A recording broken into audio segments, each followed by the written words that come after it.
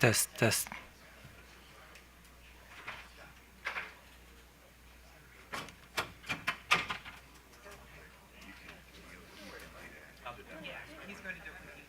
No sound. And can you run a test? Testing, testing. Okay, it's up now. I think it's up. Yeah. Just delayed a few minutes. Morning, how are you? Fine. I think we're good then. Okay. I'll be good.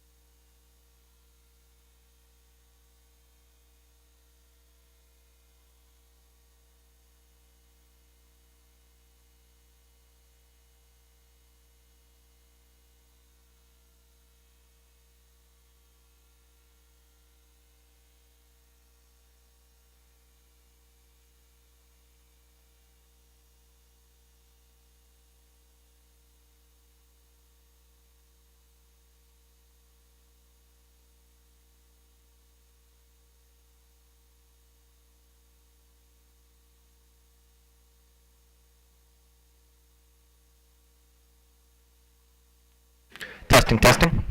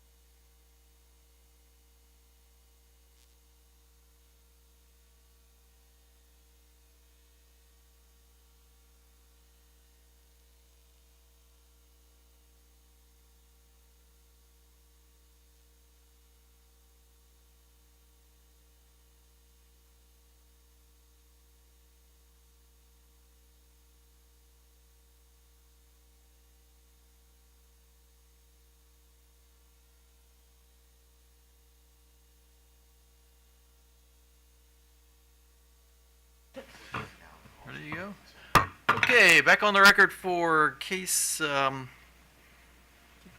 9705, EmPOWER review. So, we're going to start with OPC's thoughts on the utility plans.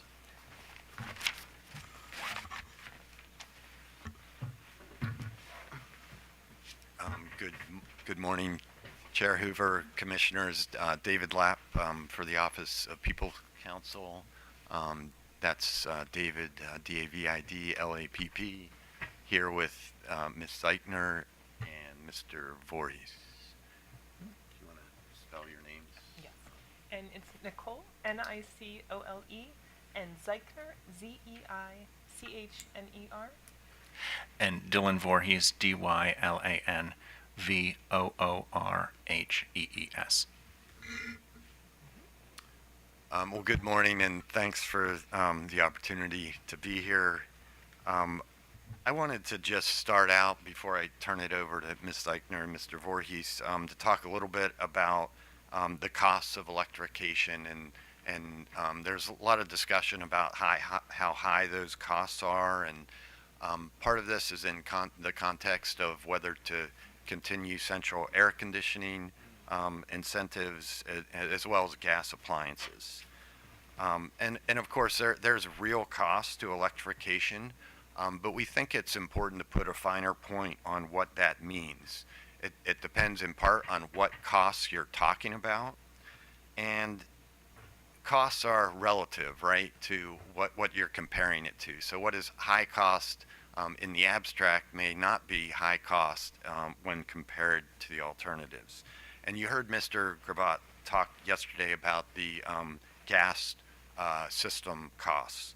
And we think it's important for low income and moderate income households to electrify first, to electrify early. And the reason for that is because the gas system costs are growing and growing significantly. We know BGE's gas delivery rates have increased by 43% since 2020 and more than tripled since 2010. And those rates are going to keep going up because of the very significant gas system investments.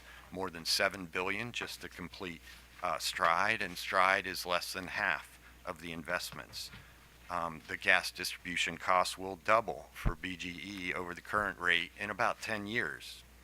So depending on actions this commission takes or the legislature takes, that rate could slow down. Maybe it won't double in 10 years, but the rates are going to go up regardless. And that doubling of rates assumes no declines in gas consumption. And we don't think that's realistic based on technologies and also on policies like the IRA. So those fixed costs, as Mr. Gravatt said, as gas consumption declines and customers leave the system, those fixed costs are borne among fewer customers, and rates will go up at a much higher rate than the doubling over the next 10 years. And then we have customers on the gas system who are vulnerable to the extreme volatility of gas prices. Gas prices are pretty low right now. We saw 2 years ago how they went up. We could have a war. We may be entering a bigger war in the Middle East. We don't know what gas prices are going to do, and it's the low-income, moderate income households that are most vulnerable to that. So bottom line, we think that low and moderate income customers should be electrifying first, early.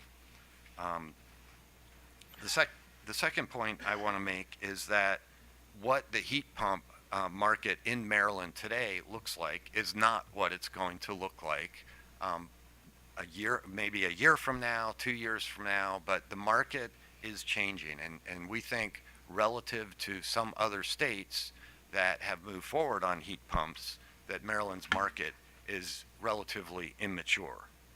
It's behind states like Maine and Vermont. Maine has exceeded its goals for heat pump for heat pump adoption and use of its rebates. You can drive down a town in Maine and you can see storefronts that actually say, get your heat pump here. I mean, they're advertised. You do not see that in Maryland. But you may, as time changes, see more of it. Here in Maryland, you get very, very different prices for heat pumps. And I think it's risky to rely on anecdotes for some of those heat pumps costs. But I'm going to share my own very quickly, my own anecdote. Our house is fully electrified now. We have an EV. We use an L1 charger, so we don't have that on our panel.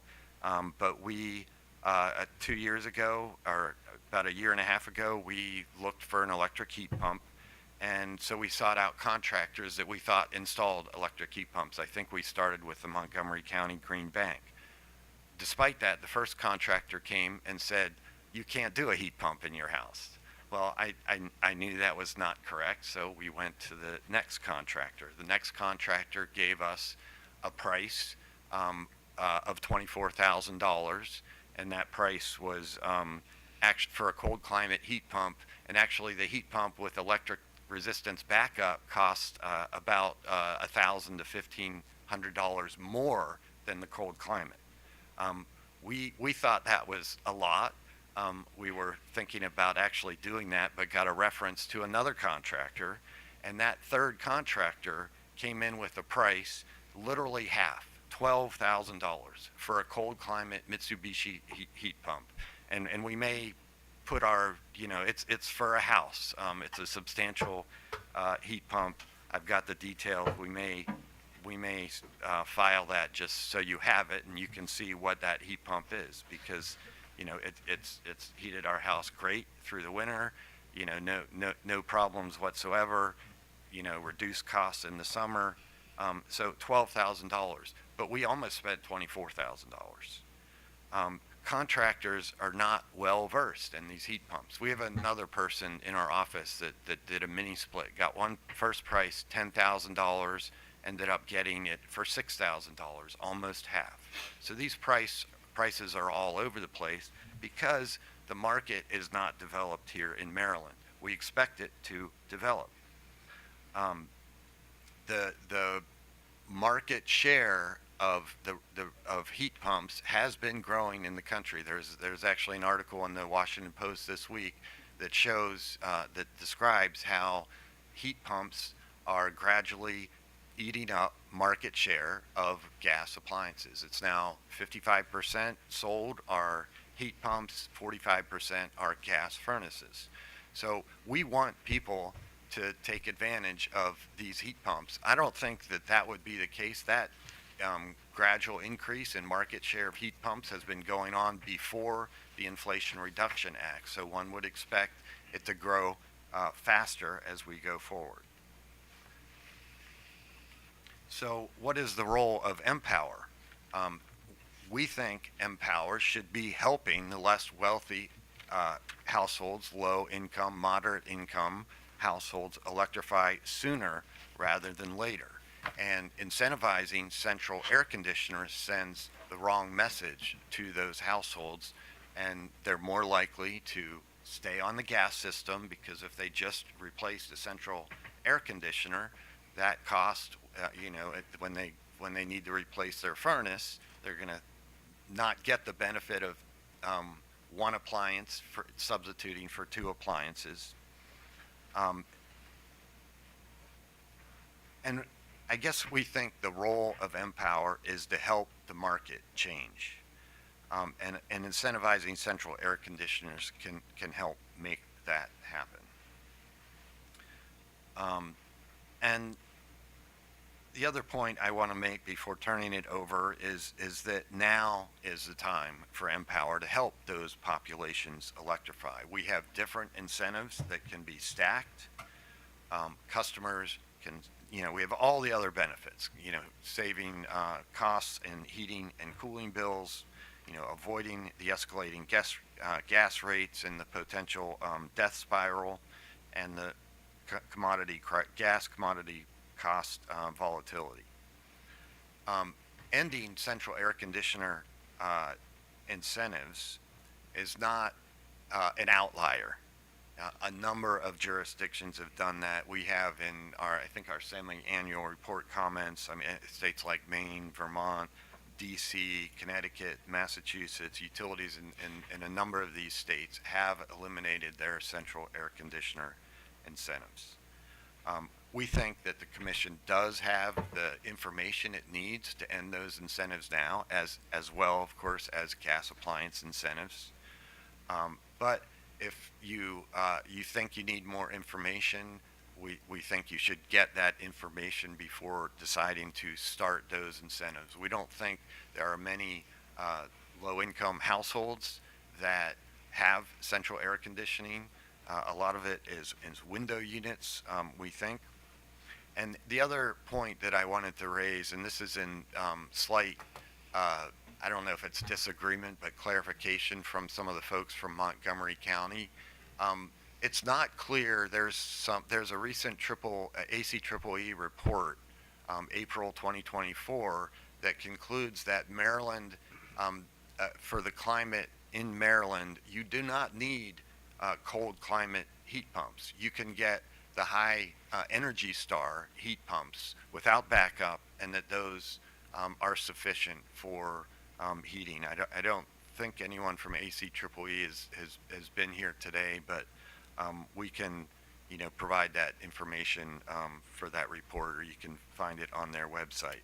But they found that on average, Energy Star electric air source heat pumps will have the lowest life cycle space heating costs in climates below approximately 4,500 heating degree days, about the climate of Baltimore.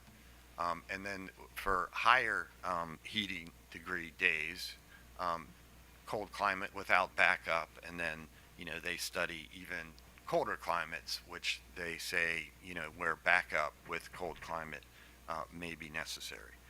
But we don't think you need more information, but if you do, we are certainly happy to help provide that.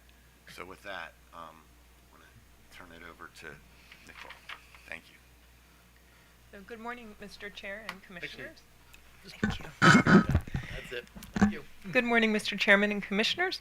Nicole Zeichner on behalf of the Maryland Office of People's Counsel, and I'd like to go through the first part of our presentation regarding the utilities 2025 to 2026 plans. So we have 6 outstanding recommendations, 5 here and 1 that I will discuss. First, we would ask that the Commission approve the EmPOWER Electric Utilities proposed changes to include electrification offerings and direct them to end all incentives for central air conditioning by April 1st, 2025, as discussed by Mr. Lapp.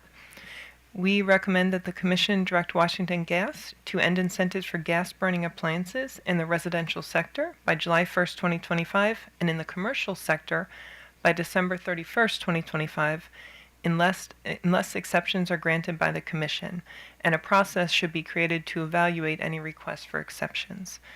Number 3, we recommend that the Commission direct Washington Gas to reallocate budgets towards weatherization and other non-appliance gas savings measures. As we know, in the most recent semi-annual report, they've achieved 40% of their savings through through behavioral programs. So that's very telling, and that suggests that there are many options for them. We also know this from the potential study, that there are significant opportunities for gas savings with weatherization and other non-appliance measures. We also recommend that the Commission direct the electric utilities to work actively and cooperatively with Washington Gas to support greater opportunity for, as I stated, non-appliance gas saving measures in home retrofit programs. Number 4, we recommend that the Commission approve the DHCD request to include electrification and direct that funding come from the electric utilities. Number 5, we recommend that the Commission redirect staff to propose electric demand reduction and management goals for EmPOWER programs that are coordinated with other demand management utility offerings and goals.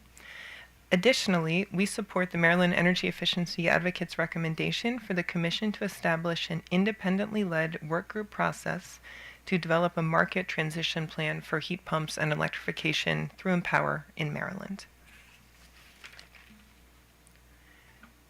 I'd briefly like to touch on the electricity savings forecasts in the refiled plans.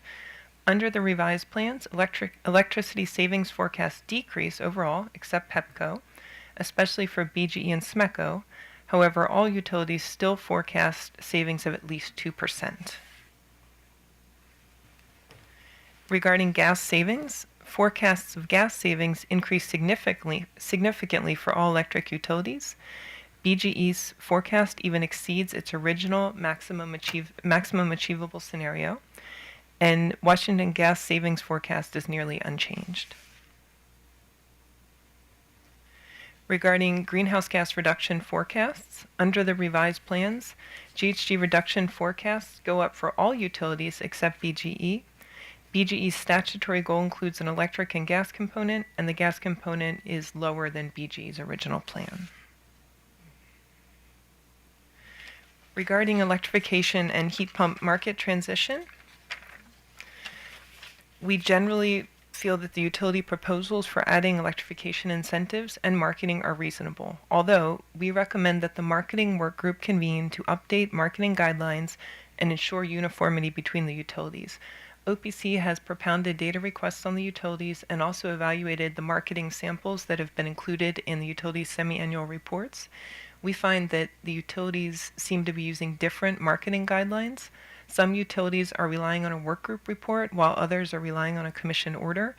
And with this new transition to electrification and heat pumps in Maryland, it's especially important that marketing guidelines are synergized, accurate, and consistent across the utilities. So we would reiterate our request, which we had made a few years ago, requesting that the marketing work group reconvene. We've not made that request recently, but we feel that it's very important at this time.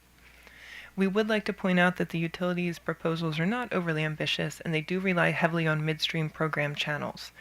This is important because the midstream program has had challenges and continues to have challenges, and it will be necessary to have better outcomes with the midstream program for the utilities to meet their goals. Additionally, we'd like to flag the fact that the utilities' suggestion that 2025 to 2026 should be almost treated as a period to test out electrification strategies is just not consistent with the state climate goals, and it's unnecessary given the progress in other jurisdictions. We do not have to reinvent the wheel. Many other jurisdictions are doing this, and Maryland utilities do not have to think too far outside the box to have a consistent electrification strategy. We also know that the state climate policies and goals are time sensitive, and there's no time to waste.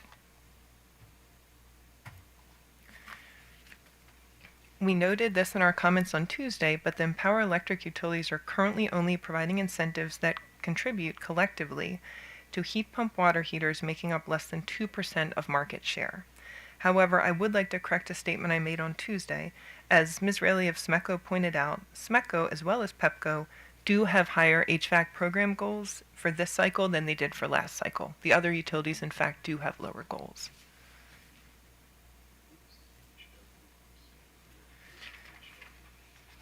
OPC joins the vast majority of parties and stakeholders who have advocated for an end to incentives for gas appliances during these hearings. With IRA tax credits and incoming IRA rebate funds, now is the time to jumpstart the widespread installation of air source heat pumps through EmPOWER. Contractors have cited cost and availability concerns when faced with installation decisions. It's EmPOWER's job to help remedy those concerns. The state is not moving backwards towards fossil fuel equipment. The Climate Solutions Now Act, Governor Moore's executive order, in Maryland as the signatory on a recent multi-state memorandum of understanding highlight that fact. The market is designed to follow the money. If customers demand air source heat pumps, contractors and distributors will stock them, knowledge will increase, installation experience will grow, and prices will continue to fall. The goal of an incentive is not to encourage someone to do something that they would. The goal of an incentive is to encourage someone to do something that they wouldn't do without the incentive. Customers need encouragement to install air source heat pumps because they are a newer technology. Customers do not need encouragement to purchase gas equipment, and they certainly should not be encouraged to install gas equipment in new homes. Regarding gas backup, which was discussed by Mr. Lapp and was discussed earlier in the hearings, we know from the 2021 Building Decarbonization Study that the lowest cost path for Maryland customers is the widespread installation of electric heat pumps. The study found that the construction of new buildings to meet space and water heating demands without fossil fuels, and the replacement of almost all fossil fuel heaters with heat pumps in existing homes by 2045 would A, reduce emissions from residential and commercial buildings by 95% by 2045, and B, reduce construction and energy costs for most building types. This study has already been performed and we know the results, and respectfully, we don't have to move backwards and consider whether fuel backup is necessary. We also don't need to reconsider dual fuel systems because the state has already studied, as I stated, this issue extensively. Additionally, as stated by both Mr. Roush and Mr. Good, air source heat pumps can meet all of the heating and cooling needs everywhere in the state without backup. And finally, I'd like to briefly touch on the argument that gas appliances are not prohibited by law. Oil-burning furnaces, similarly, are not prohibited by law, but EmPOWER does not provide incentives for those furnaces, as it should, rightfully so, as it should not. And finally, the death spiral, as described by Mr. Lapp and Mr. Gravatt, will occur as more and more customers leave the gas system. Costs will increase for those customers remaining on the system, and our fear is that limited income customers could be stuck on the gas system if incentives are not provided to help those limited income customers transition to electric.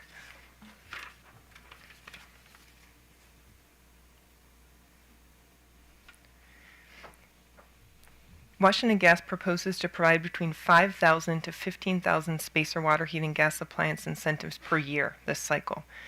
That should be compared to the current pace for air source heat pumps of approximately 7,000 per year. This is a problem. These incentives, as we've stated, lock in gas for decades to come, and this is counter to our long-term goals. We also know that the 2021 Building Decarbonization Study specifically found that switching to heat pumps saves costs for both retrofit and new construction residential single-family customers. So this, again, we have this data already from Maryland, and we can work with that data. It's important that we don't worry about, or we don't conflate near-term GHG reductions from incremental gas furnace efficiency with the state's long-term goals and what we can achieve through a transition to air source heat pumps and electrification. VEIC previously modeled for OPC the fact that if 4 out of 5 customers in WGL's EmPOWER program at that time chose a less efficient gas furnace due to the unavailability of an incentive, there would still be a net GHG reduction if just 1 in 5 customers chose an air source heat pump. This is a very telling fact, and it suggests that there's just no reason to continue gas incentives based on the fear that customers may install less efficient gas appliances if they're not available. It would take just 1 customer installing an air source heat pump to make up for the efficiency gain from 4 out of 5 of those customers installing more efficient gas equipment. And this is just an example of why we cannot let fears of losing out on our short-term goals cloud the achievement of our long-term goals through EmPOWER. And I'd now like to turn the presentation over to Mr. Voorhees of VEIC. Thank you, Chairman Hoover and Commissioners. Before I continue to talk a little bit more about some of the economics of heat pumps, I just want to briefly, since I didn't do it yesterday, introduce VEIC. So VEIC is an energy services nonprofit organization. We work across the country, and it may not be obvious to you as a consultant that we've actually worked with OPC for more than a decade on EmPOWER related matters, and so myself and my colleagues have a long background of working on these issues for OPC here in Maryland.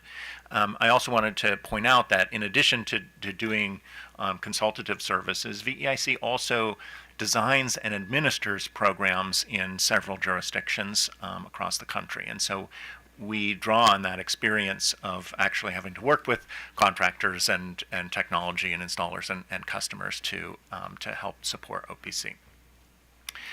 So OPC asked VEIC to examine more closely what installing a heat pump would do to utility bills, both gas and electric bills. And to do this, we used a model from the National Renewable Energy Labs called ResStock, which includes data about the actual building stock across the country, including all of the states, the type of building, the size of the building, what mechanical systems they have, and therefore it creates a model of energy usage in all of those different types of buildings, including first base heating and cooling. And so we used ResDoc to simulate the replacement of a gas furnace and central air conditioning where it existed in those buildings, which is a sort of majority of total buildings, with an air source heat pump.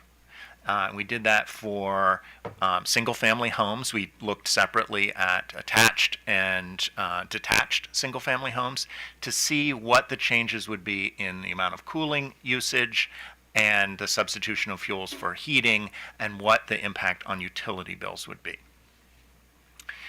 The air source heat pump system that was modeled was a high efficiency system that has been noted by Mr. Lapp and Mr. Seichner and others that can provide 100% of heating. And so, as you heard yesterday, air source heat pumps like this can provide very efficient heating well below zero. I also might have mentioned that I come from Vermont with a lot of heat pumps and very cold weather. So the findings from that modeling were that an average home would see an annual bill savings of $150 a year for an attached single-family home and $300 on average for a detached single-family home. Those amounts would grow if gas rates increase faster, particularly in relation to electricity rates, which, as you've heard from Mr. Lapp, is extremely likely as we look forward.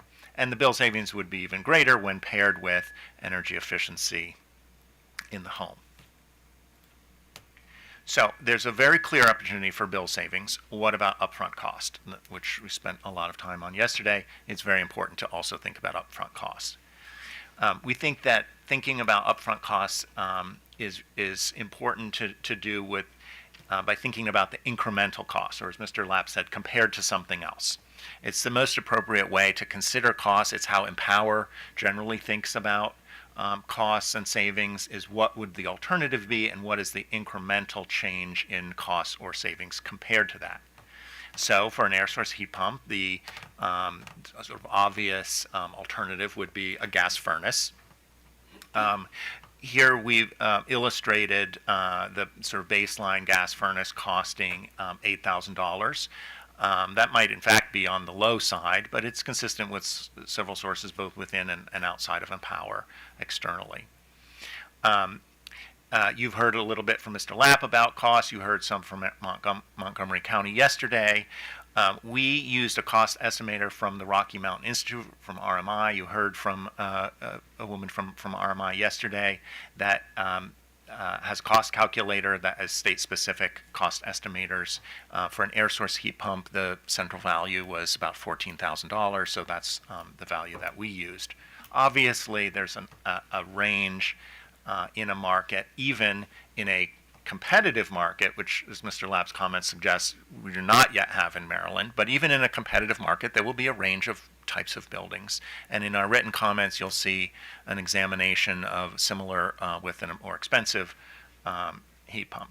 But using these values, this is a waterfall type of chart. So the orange bar, there's an incremental cost of the air source heat pump of about $6,000.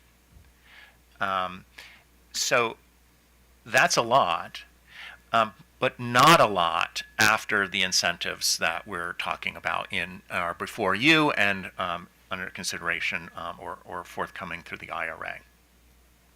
And so, as you heard when you ask about sort of current practices in the market and how homeowners are making decisions, the current incentives in EmPOWER are in the hundreds of dollars for a heat pump. As you heard, they're really to incentivize somebody from getting a slightly more efficient heat pump.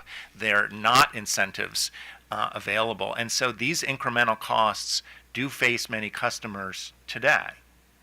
However, the electric utility proposals before you propose incentives for air source heat pumps ranging between $4,000 and $6,000, depending on the efficiency level, which would essentially eliminate the incremental upfront cost.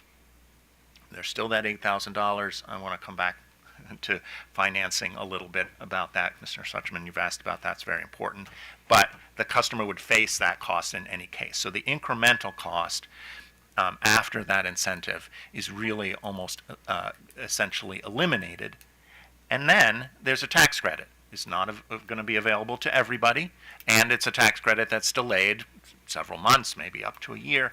But it's a $2,000 tax credit that, if you included that, would actually bring the upfront incremental cost, or the incremental almost upfront cost, below the cost of the gas furnace. And that customer is now saving $300 a year. There's some additional information in our comments, but this is a very important economic picture that your decisions can help empower. No pun intended. This is for a non-low-income customer. This is very important to keep in mind. Low-income customers are served by DHCD. They do not face upfront out-of-pocket costs.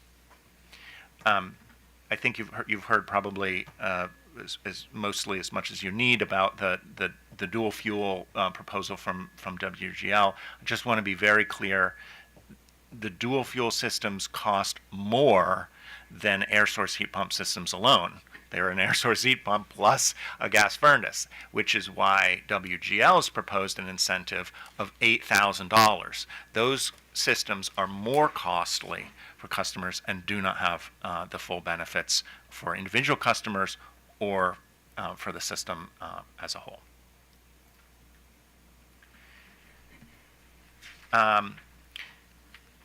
Looking at the alternative, particularly for a gas utility, there are abundant opportunities for non-appliance gas energy efficiency. Ms. Eichner cited this earlier. Behavioral program savings were responsible for 40% of their savings in the last semi-annual period. That's excellent. And there are many other possible opportunities. I was a bit surprised at some of the comments from WGL about how difficult. I'm not sure if they even said impossible. That would be a surprising statement for them to achieve their goals without offering incentives for gas appliances. That is not consistent with the data from EmPOWER. A couple of years ago, I think it was 2022, some of you may know, the Commission supported and the utilities commissioned a greenhouse gas abatement potential study, the purpose of which was to identify achievable cost-effective savings.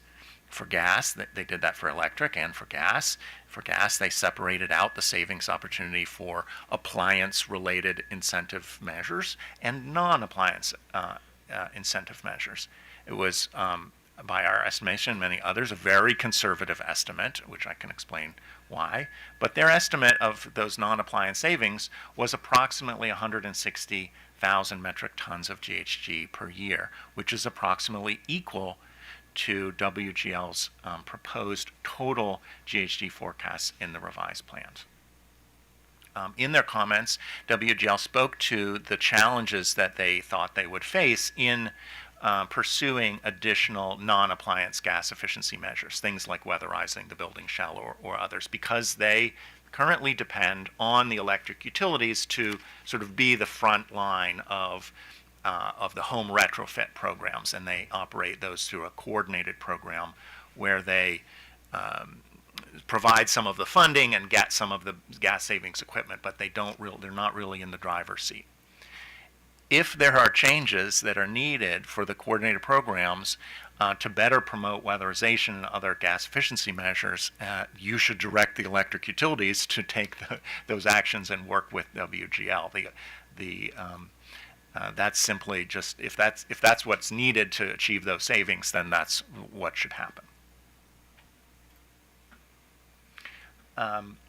So this slide again summarizes some of the key recommendations related to gas and electrification. Ms. Eichner spoke to some of these.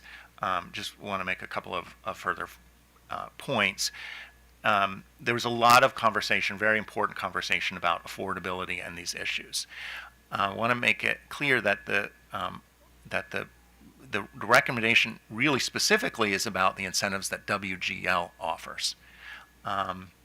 And in addition to the fact that, as you heard from OPC and others, you're not doing low-income customers any favors by encouraging them to prolong their gas dependence and be subject to those costs in the near or long term. But it's really important to understand that WGL does not serve low-income customers by design. DHCD serves low-income customers. Ending gas incentives does not need to be disruptive.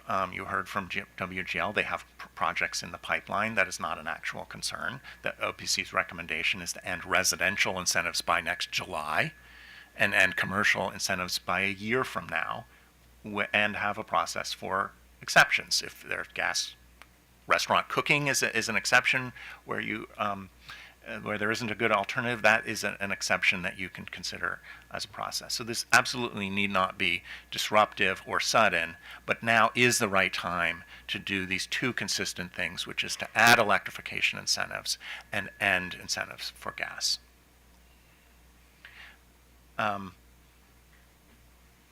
All of this would be aided by a market transformation strategy or plan that was more transparent and clear and brought everyone together. And you've heard from Ms. Eichner and Mr. Gravatt some process suggestions about that. We cannot get on the pathway laid out by the state climate plan under the status quo. We're simply not at the pace and scale.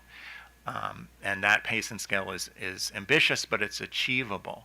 Thinking about heat pump water heaters, the EmPOWER programs are currently achieving about 1% of the market. As Mr. Lapp suggested, up in the states in Vermont and near me in Maine are already achieving 40, 50, or 60% market penetration of heat pump water heaters. And so an electrification or market transformation plan, one of OPC's recommendations, would absolutely need to have utilities play a role, but it's really important that you would set direction for that. Specifically, that such a plan needs to be consistent with the climate plan that is laid out by the Department of the Environment. EmPOWER doesn't need to do everything, but the plan and the role for EmPOWER needs to be consistent in pace and scale with what needs to be done overall. You've heard MDE talking about their plans to develop a zero emissions appliance standard. I don't think Mr. Stewart mentioned the year yesterday, but in their written plan documents, the year that they're talking about for that is 2030. So if that came to pass, by 2030, there would be a regulation that would mandate that the sales of new equipment was zero emissions appliances. Chairman Hoover, you asked a couple of folks about the fact that natural gas remains a fuel that's allowed to be used. Those appliances are legal to buy. Setting aside the fact that you've heard from Ms. Eichner and many other people in front of you that that doesn't mean that you should provide incentives for gas equipment. But it's very important that you also not provide incentives for equipment up until the day that you make that equipment legal to sell. That is not a sort of rational or smooth sort of policy of transition. It's important now to stop providing incentives to build that heat pump market up so that there can be the possibility of other standards taking in place. You absolutely will need to push WGL to play an important role in the building decarbonization transition. Not by finding ways to also install gas furnaces along with air source heat pumps, but by making our buildings and other aspects of our buildings that use gas as efficient as possible. Will it be hard? Absolutely. Will it require additional steps and coordination and funding? Probably all of those things, but that's important for them to do and you to direct them about. I'm going to, I think, not say anything more about central air conditioning. I'm happy to answer questions if you have it, but I want to turn to a different subject, which is demand response, our last set of topics for today. So, I think everyone understands that demand response has been for a long time, very valuable part of the energy portfolio. But in a period of increasing electrification and increasing reliance on renewable energy, it's even more critical to manage demand. And what that means in part is that load management is sort of not just something that you do a couple of times a year when the demand or load gets out of control and you need to sort of push the button and have some emergency response. It's increasingly going to be a tool for weekly usage, even daily usage, to manage the amount of load. And that's really what we think of as demand flexibility. That's a term that some of the utilities, I think, have started to use. It's an appropriate term. It's really a much more proactive management of load as a resource to balance the grid. So the utilities proposals in this regard, in response to your request for additional proposals, are an absolute improvement over the original filings. But you should see them as the next steps in a continuous need for growth and innovation in the area of demand response and demand flexibility. Some of the things that Baltimore Gas and Electric talked about, from moving to more flexible load management and that framework, were very positive, but a great deal of work will be needed, not just in approving these plans, but having the utilities continue to make progress on those. As an example, the potential study I just mentioned identified grid-connected heat pump water heaters as one of the largest opportunities. I believe only SMECO is proposing to work with heat pump water heaters and grid-connected heat pump water heaters in a pilot to manage that load. So all of the utilities should be doing that as one of our recommendations.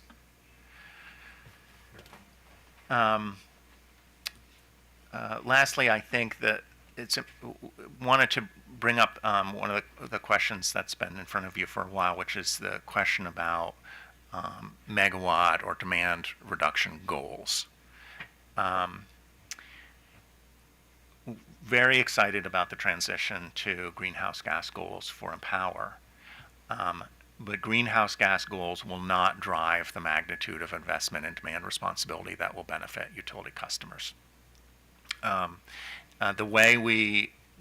framework that we have, which is a very robust framework for measuring greenhouse gases, these demand response and demand flexibility programs do not generate very significant greenhouse gas reductions. In PEPCO's portfolio, just as one example, their DR programs will provide less than 0.1% of their life cycle GHG in their proposed plans. That's an important contribution, but the programs have much greater value than that. And so a greenhouse gas goal alone is really insufficient to motivate and provide support to utility efforts around demand management.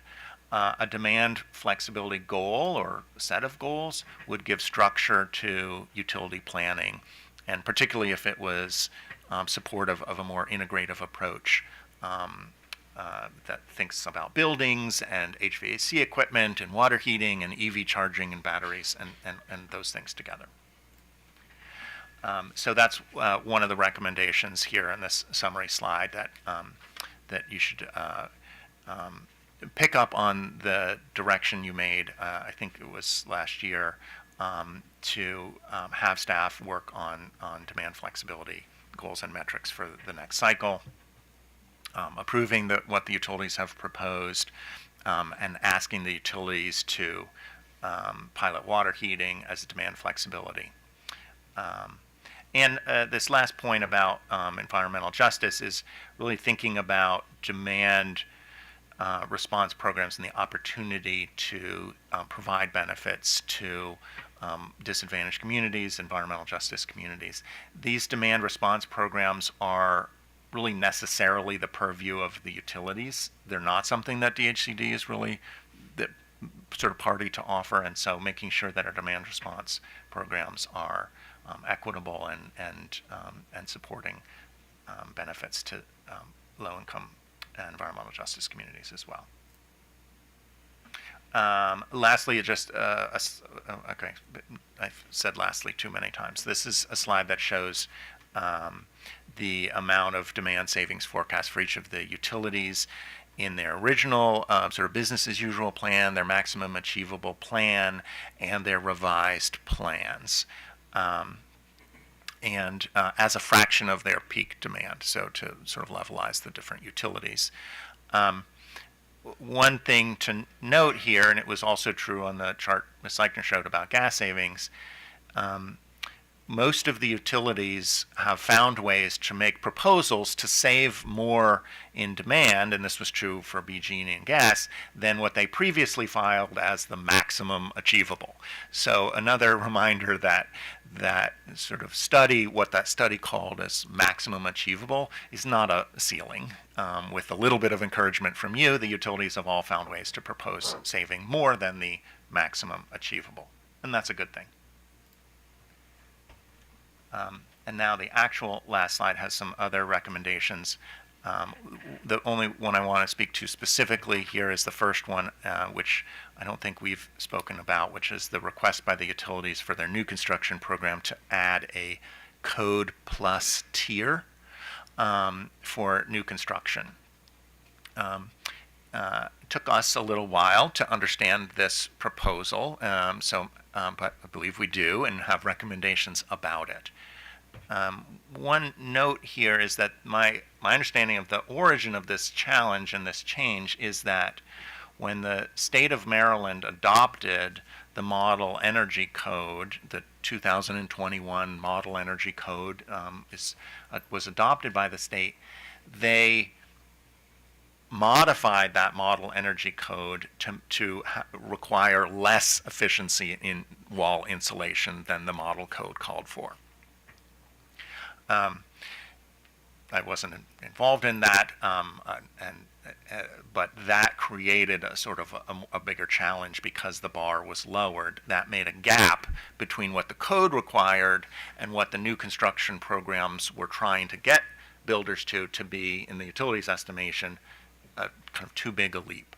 And so they proposed this tier to kind of help builders build to the equivalency through some flexibility mechanisms. So we recommend, OPC recommends that you allow that for the duration of this current cycle, but that also you direct the utilities to take specific actions through incentives and education to specifically help builders overcome the barriers that were created through this code amendment so that they are, in fact, in the next cycle, ready to participate in the new construction programs that Energy Star offers. It's very important. These Energy Star new construction programs are the vehicle to help builders build energy efficiency. And there is a little bit of extra work now to bring builders up to that place, but that should be the focus of the next 2 years. And with that, I think we've gotten to the end of the slides. Look for your questions. On that point.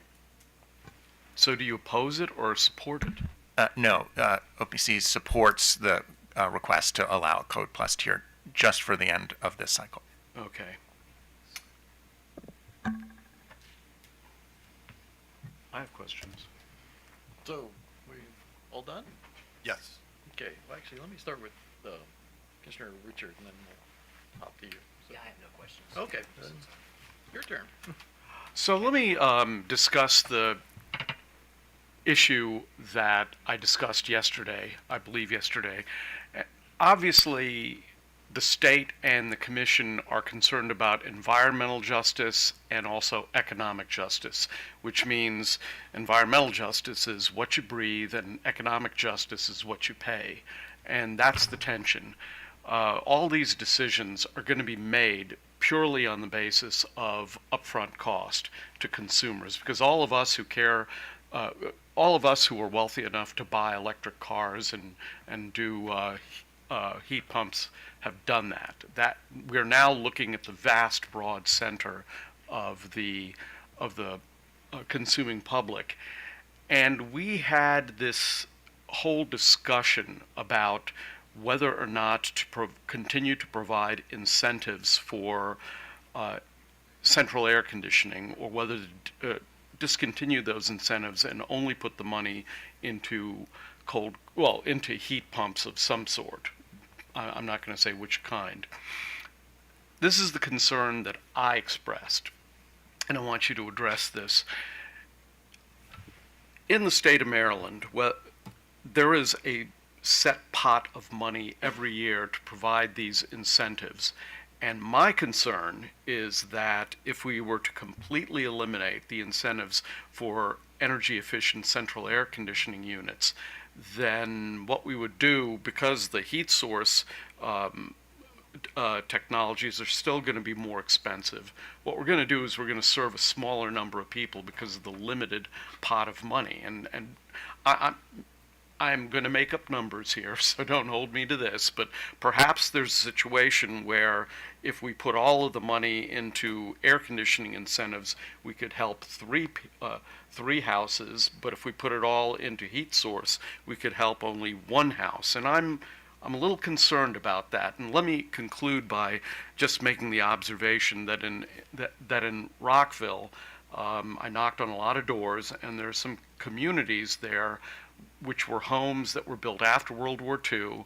A lot of these people in the early 90s were retirees. They had gas heating, they had window units. Generally speaking, when I went knocking on doors, they were sitting out on their porch drinking beer and smoking cigarettes, and which made it easier for me to talk to them.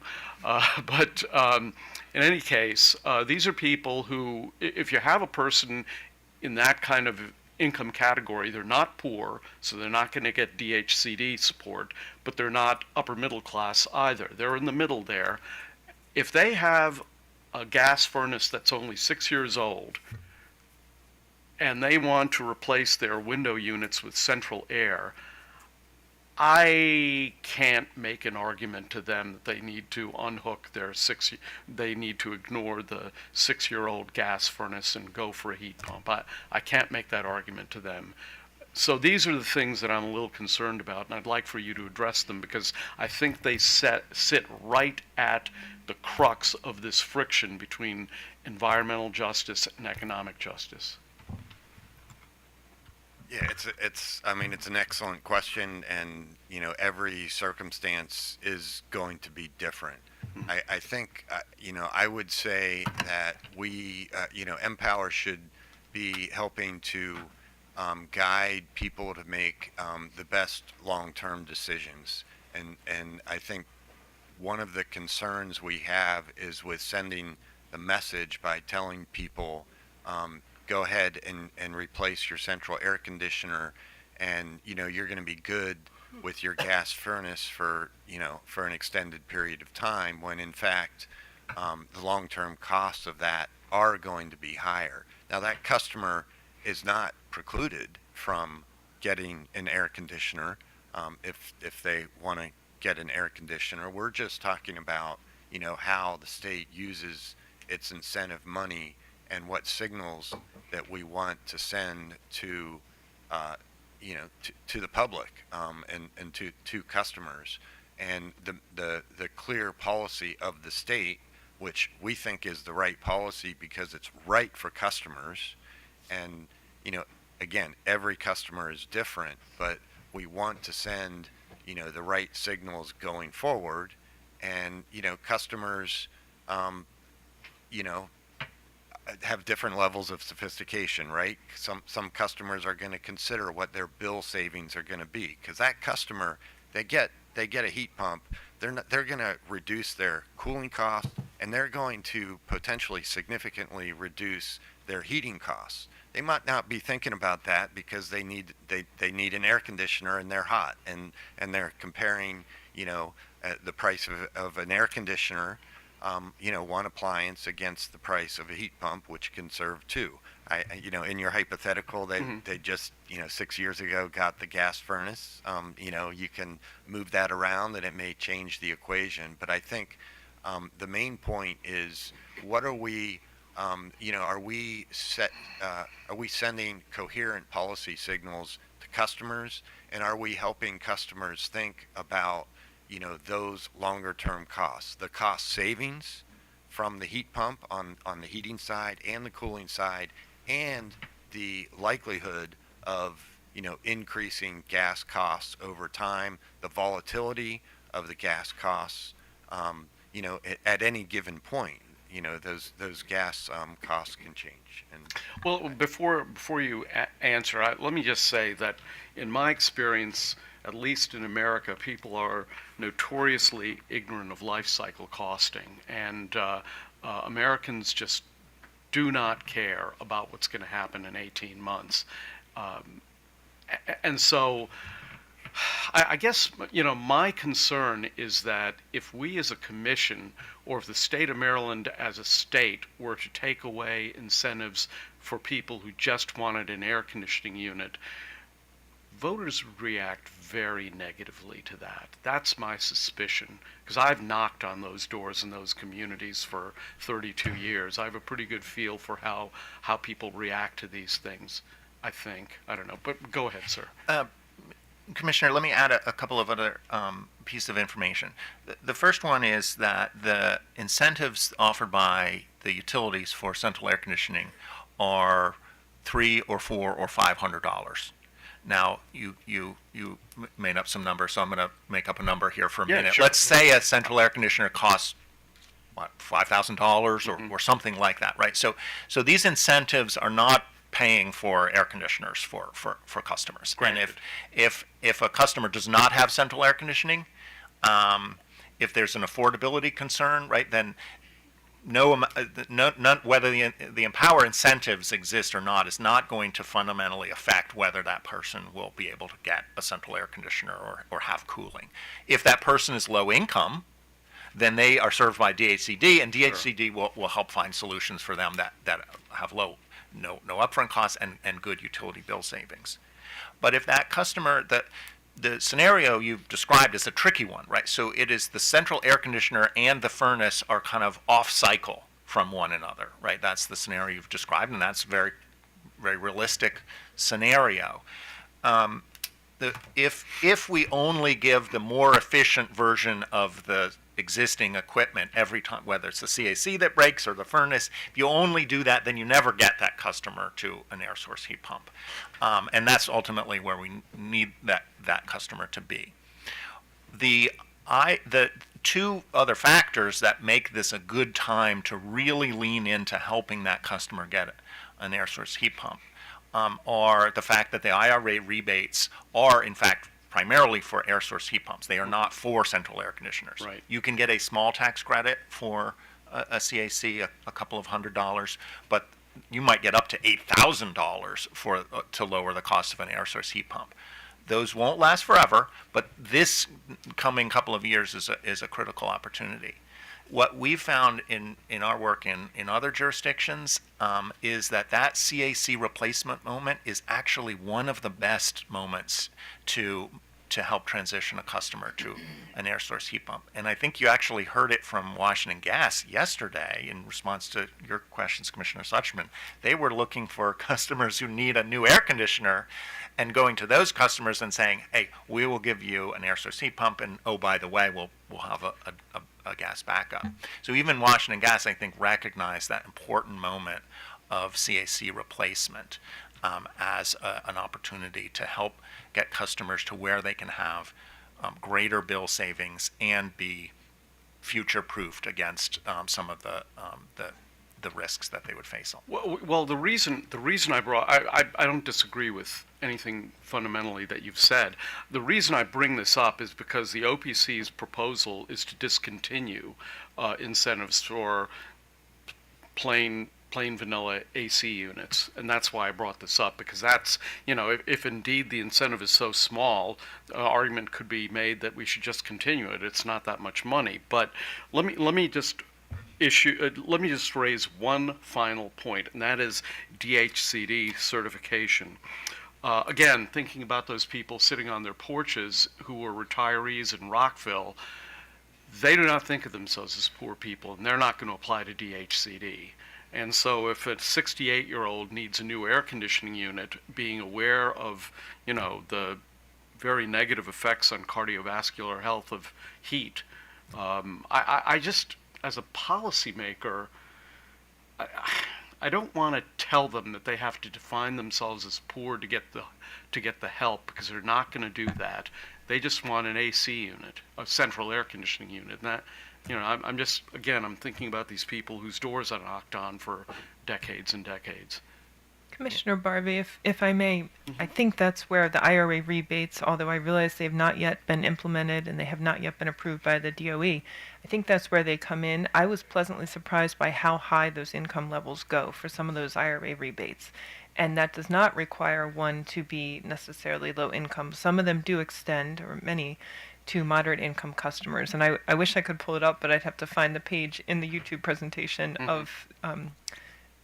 And remind me again, is this a refundable tax credit, or do you have to have a tax liability in order there are to... tax credits, but I'm referring to the actual rebates that MEA has proposed. No, I mean the IRA tax credits. Are those refundable? Do you know? I do not believe... Well, the tax credits that are available now are not refundable, but with Ms. Zeichner's referring to the upcoming rebates, which are upfront rebates, and those will just reduce the upfront cost of the equipment, and they are quite generous, and they include moderate income.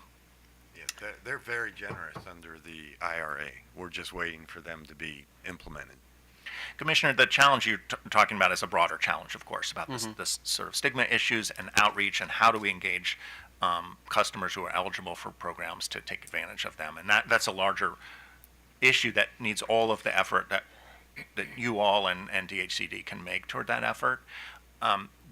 The incentives for central air conditioning are not large, but they have an absolute impact on the market. There are thousands that we have in our comments, the specific number, but there are several thousand customers that take advantage of those incentives every year.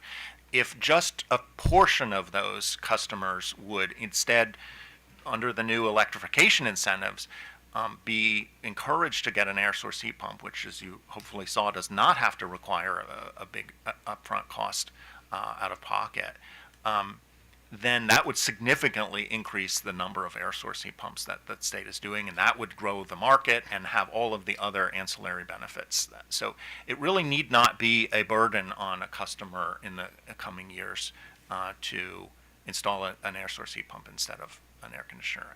And there are many thousands of opportunities that we're currently losing because we simply give them an air conditioning incentive. Okay, thank you very much. Thank you, Mr. Chairman.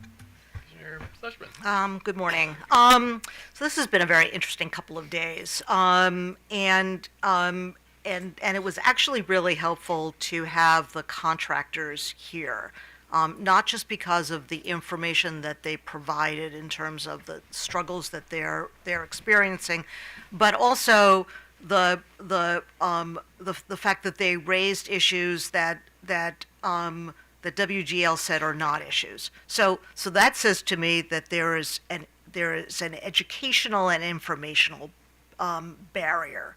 And Mr. Lapp, your experience with getting a heat pump is actually very different than my experience in getting a heat pump, because we had to get a backup, because that made my husband feel more comfortable about getting the heat pump.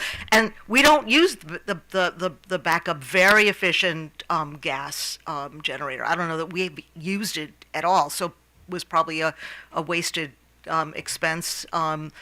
But it seems to me that we have to have a better control over the contractors that are out there doing the installation.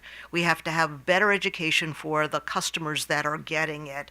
The fact that these contractors are getting money from the utility says to me that we need to have a program in place that identifies what a heat pump is, what is eligible for the incentive, and what contractors can install them. I mean, if contractors want to participate in this program, it seems to me that there has to be I mean, they have to be licensed. They have to be bonded and insured. They have to have the approval of the utilities. I mean, it sounds like it's kind of a wild west out there where people can buy heat pumps on Amazon. And I don't know if that's true or not, but if the contractor thinks that's true, then the customer thinks that's true. And so it just seems to me that we have a responsibility to ratepayers to have better control over this. So I don't understand why we can't have, I mean, if we're providing all of these incentives, customers don't have to go to the utility to get the incentives. But if they go to the, if they want to get utility incentive, then it seems to me that we have to identify what heat pumps are eligible, what the cost is, and who can install it. Because otherwise I think it seems like we don't have really good control over what's going on. And I think that might actually address some of the concerns about upstream, midstream, downstream.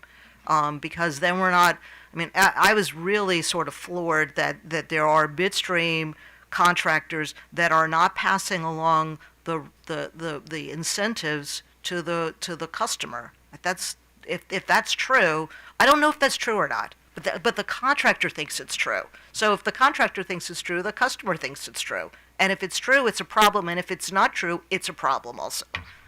Yeah, so before turning it over to the folks who know more than me, I mean, certainly we agree. There needs to be better education of customers, better education of contractors. We do think that you have the authority. I mean, we've been commenting on the poor performance of the midstream programs for years.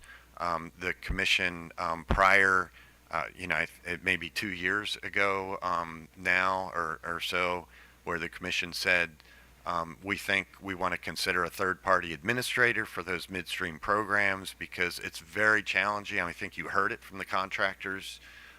That, when different utilities have different requirements, I've heard it from contractors, it's very challenging for contractors who operate in different utility service territories or, perhaps, different gas and electric utilities in the same area. It's very hard for them to navigate that, which is why we think a third-party administrator is a good idea.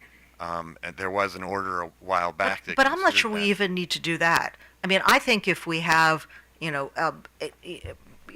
we have criteria that a contractor has to meet, goes to the utility, and maybe it's not the utility, maybe that's where the administrator comes in, a very sort of simplified function.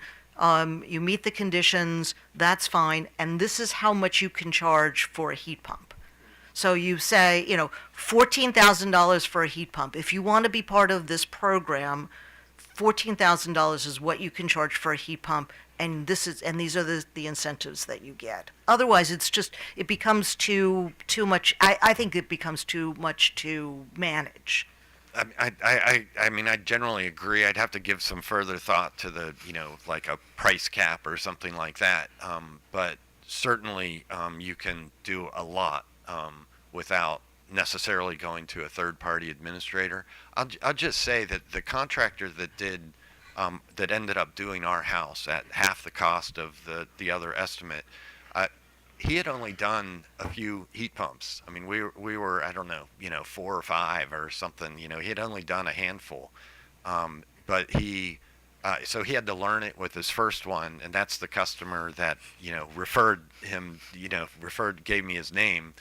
But he had one of the ones that he had done was his own house, and he was very enthusiastic. And I think as time, goes on, and we're going to see a lot more contractor interest. This is partly why I think, aside from the experiences of other states, where the market's going to get more competitive. So what we're seeing out there today in Maryland, I think, is going to change pretty quickly in Maryland. As some of these policies go into place, but also as more customers, because we know that I think Dylan has more precise information, but we know that a significant number of Marylanders are getting heat pumps. It's just not a lot of it is happening through the EmPOWER program. Right. I mean, we didn't do it. Well, we did it in a different state, but I mean, and that's going to be my sort of follow-up question about free ridership. We don't want to give incentives to people who don't need it. We really want to give it to the people who really do need it. Maybe there could be sort of tiered incentives based on income. It just, for someone who is really doesn't need that incentive, giving them the incentive does nothing to move the needle. They're going to do it anyway. Commissioner, I was have more to say. I was going to wait till the midstream work group came up to talk about midstream program. I'm happy to answer questions about it now. There's a lot to say about how things can be done better and are being done differently in other states with a lot of success. But just starting back where you started with the workforce, I just want to read a note I scribbled to yesterday to Ms. Zeichner in my note as I was listening to the conversation. We cannot overstate the amount of work to educate and train and grow the workforce to install heat pumps in Maryland. It is a big job.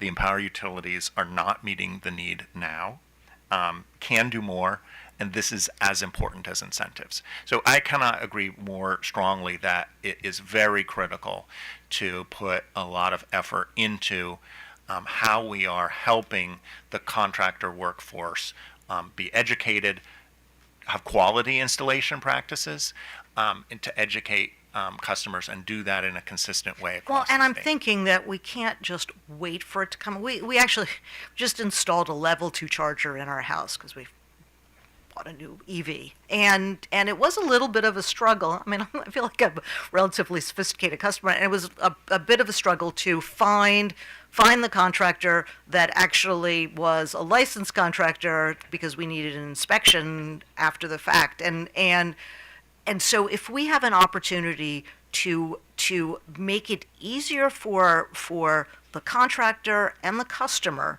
to be able to engage in the process along with the utility, rather than wait for the market to evolve. I mean, I don't see why we can't put our finger on the scale and push for a more defined program in terms of who can participate, how much they're going to get, how much the heat pump costs. It just seems that it seems, especially in heat pumps, because the numbers are so all over the place. I don't know that we necessarily want to provide an incentive for a heat pump that is way overpriced. So, a couple of thoughts in response to that. One, I just want to clarify that in the current EmPOWER HVAC system, those contractors do need to be licensed, and the utilities and their distributor partners do require that, and so the list of eligible contractors. I just want to set that aside as maybe not a reliable sort of piece of data. But that is point. the problem, is that you've got contractors who think that that's not the case, and that is some of the education. Yes, agreed. I also it's also important that we what the experience in other states has been is working with the market. So there, I recognize some of the desire to sort of be very controlling and managing the market. I think there are some ways in which that can happen, but in some other jurisdictions that have been very successful, they have not had to be controlling of the market in order to sort of bend and shift that market. And I'll give you an example.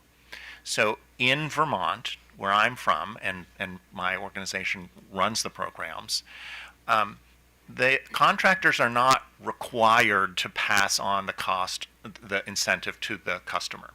That would create paperwork, administration, resentment.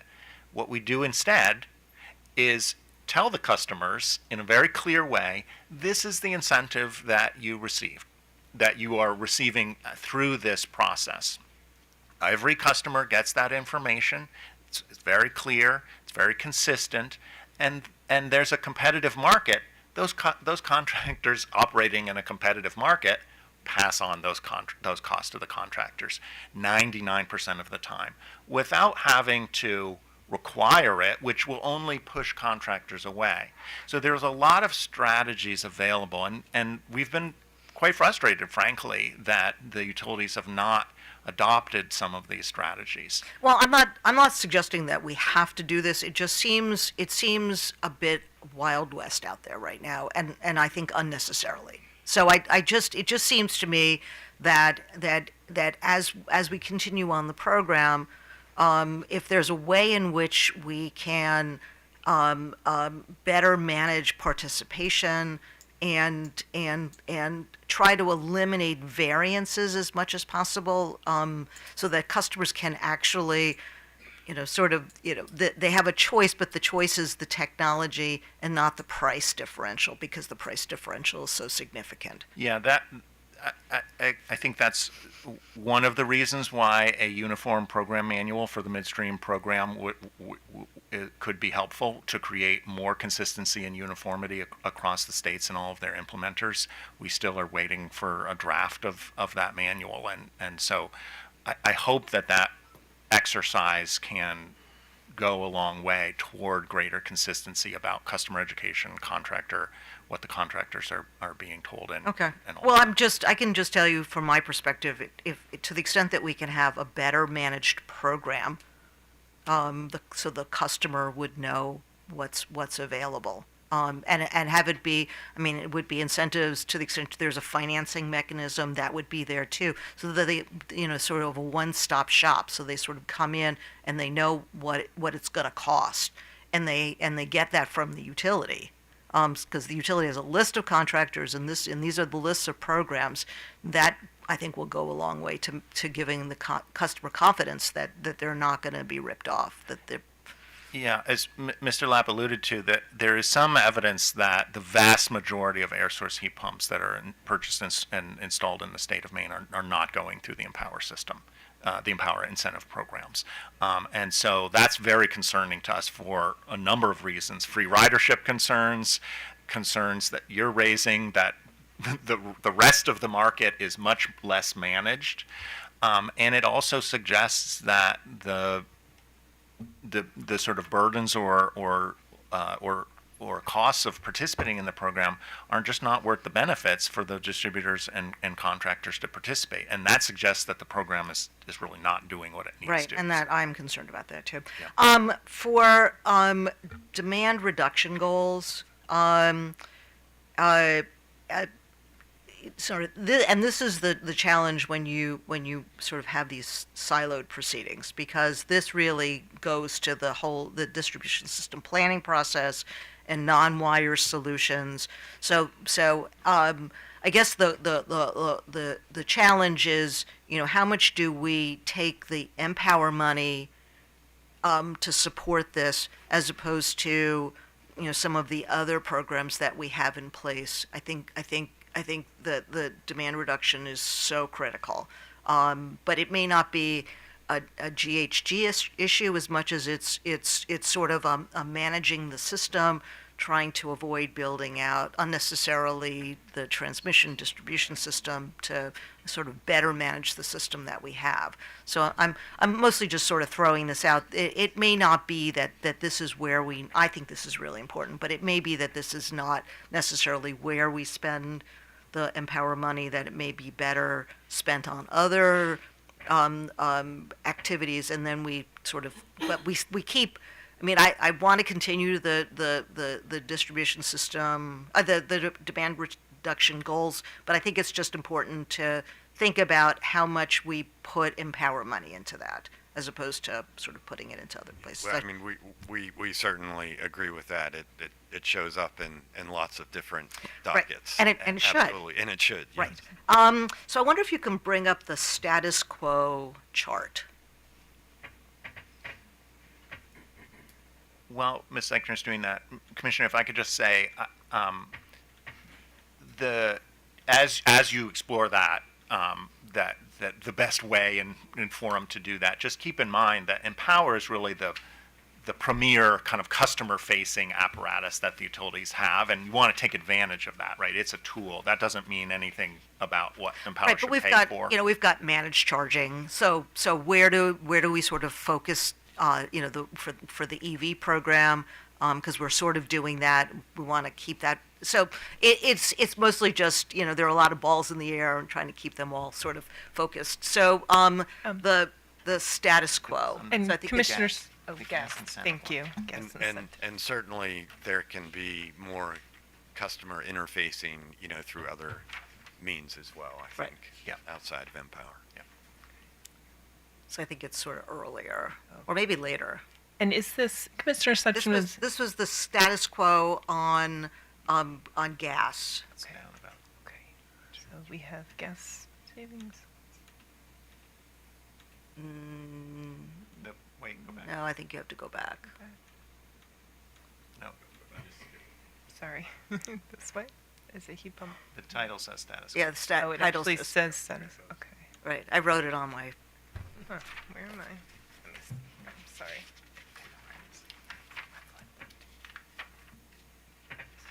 Okay, so problems with status quo. Okay, so the first bullet, WGL proposes to provide 5,000 to 15,000 space or water heating gas appliance incentives. So the incentives would be attached to the particular appliance. So it's your understanding that that they're looking to incentivize replacement of 5 to 15,000 gas appliances.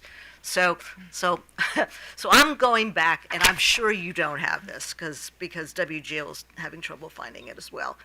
So this is unless you have their report for January 1st, 2024 to June 30th, 2024. But so you'll just have to trust me. So I went through this. There are two charts. One looking to the investments or the incentives so far for residential, and the other for industrial. There wasn't a lot, and there were a lot of zeros. So for residential, if I add them all up, it's going to be about, if you take energy conservation kits, so there's 2711 of those, it looks to be about 700. So even if you get, you'd have to, and then it was substantially less for the commercial and industrial. So they'd have to do a whole lot more. I'm wondering if there's any there's any real value to the program now. It doesn't sound like there's a whole lot of uptake, and they had talked about sort of doing a little bit more. But I'm just wondering if there's. I'm not. It doesn't seem like the program is well constructed to encourage the kinds of changes that the gas company is hoping for. And so we're sort of thinking about whether we want to get rid of the program. I'm wondering if the program is kind of just getting rid of itself. I guess. So, Commissioner, I have some additional data about the number of appliances. So, important to keep in mind that there are at least 3 different programs just on the residential side that WGL operates that can do gas appliances. One is the prescriptive program, which may be the table that you're looking at, which gives sort of direct incentives. You install X furnace, we will give you this. Right, I think that's right.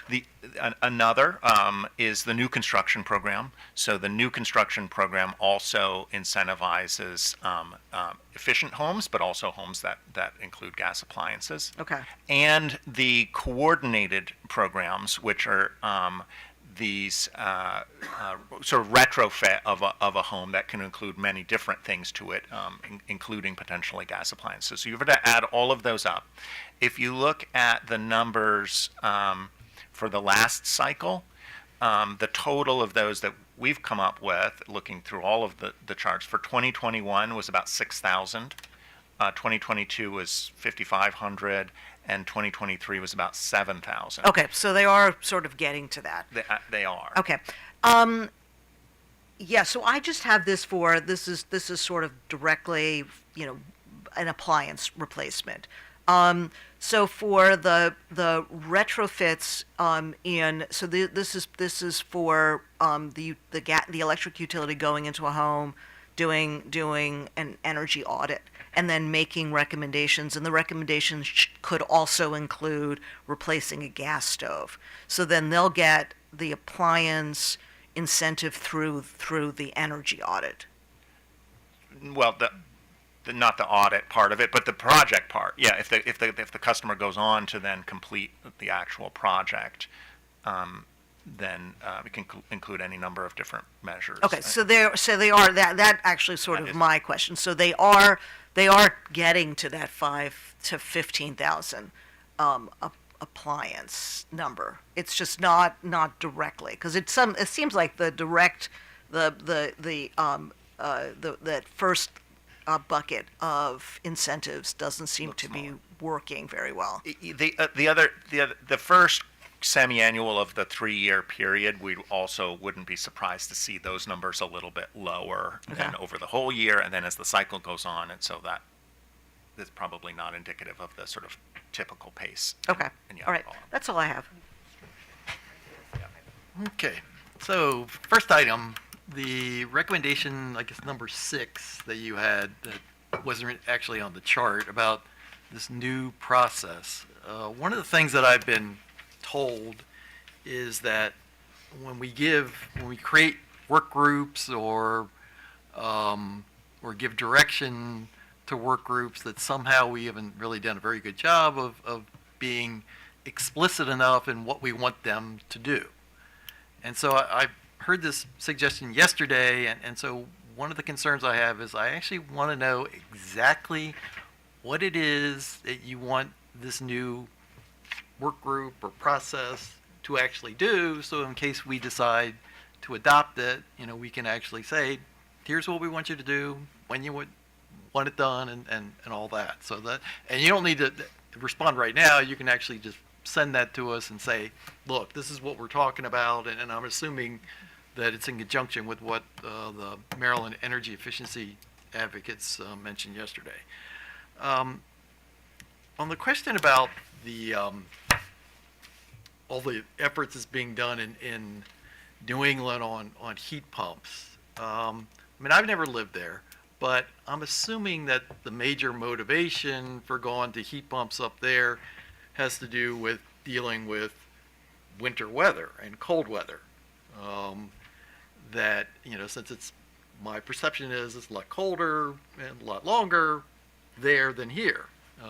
Those of you that live there can correct me if I'm wrong, but I'm thinking that the weather motivation down here is the exact opposite. That it's not so much winter weather that people want to deal with, but summer weather, because summer is getting hotter and longer, mainly due to climate change. And so the concern I have is that we're not doing a very good job in sort of marketing the product that we're trying to get people to adopt, and it actually may fundamentally work with the name, the heat pump, because if you're trying to address, sort of air conditioning problems and heating problems with this new, instrument, new product, maybe we need to come up with a new name. But the concern I've had is that, and I mentioned this with the representative from the contractors, that, most people around here, when they make that decision about changing out the equipment, most times is motivated by it doesn't work, or it's broke, or something like that. That people aren't, despite the education by MEA, by MDE, by the utilities to sort of get people to say, hey, you should do this, and particularly now, because of the new incentives and things like that, that, unfortunately most people just it doesn't factor into their thinking. And that's why I suggested to the contractor person that, since a lot of them have people on these sort of maintenance contracts where they actually come around and sort of check the system, that's why I thought, why don't you at that point engage in a conversation with the customer about, hey, maybe you should think about changing out your system, even though it's not broke, but, there's now all these new incentives and things like that.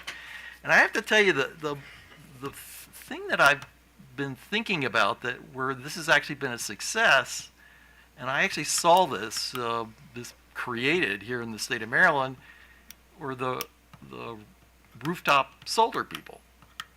Now that was motivated by a number of state incentives, net metering, RPS, and even, a grant by MEA, which was only $1,000, which in the scheme of things, it really wasn't that much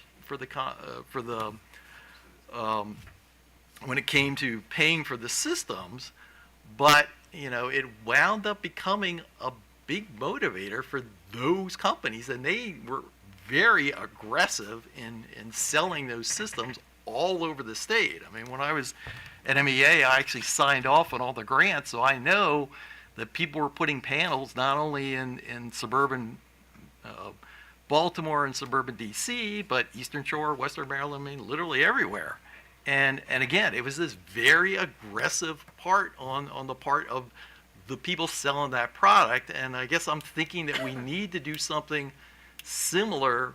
We want to get people going on this. Now, the concern I have is, we don't regulate the contractors and we don't regulate the distributors. I'm concerned about how much we can sort of tell them to do. So it becomes, trying to, create incentives to motivate, that part of the industry to sort of get into the game. And so I guess I'm looking for ideas on what we ought to do to adapt the incentives that are sort of out there. And if it's, giving them a piece of the action, maybe that's something we need to think about, as opposed to having it directly go to the customer. So, just any thoughts you have, feel free. Well, just where you started with the misappropriately named heat pump,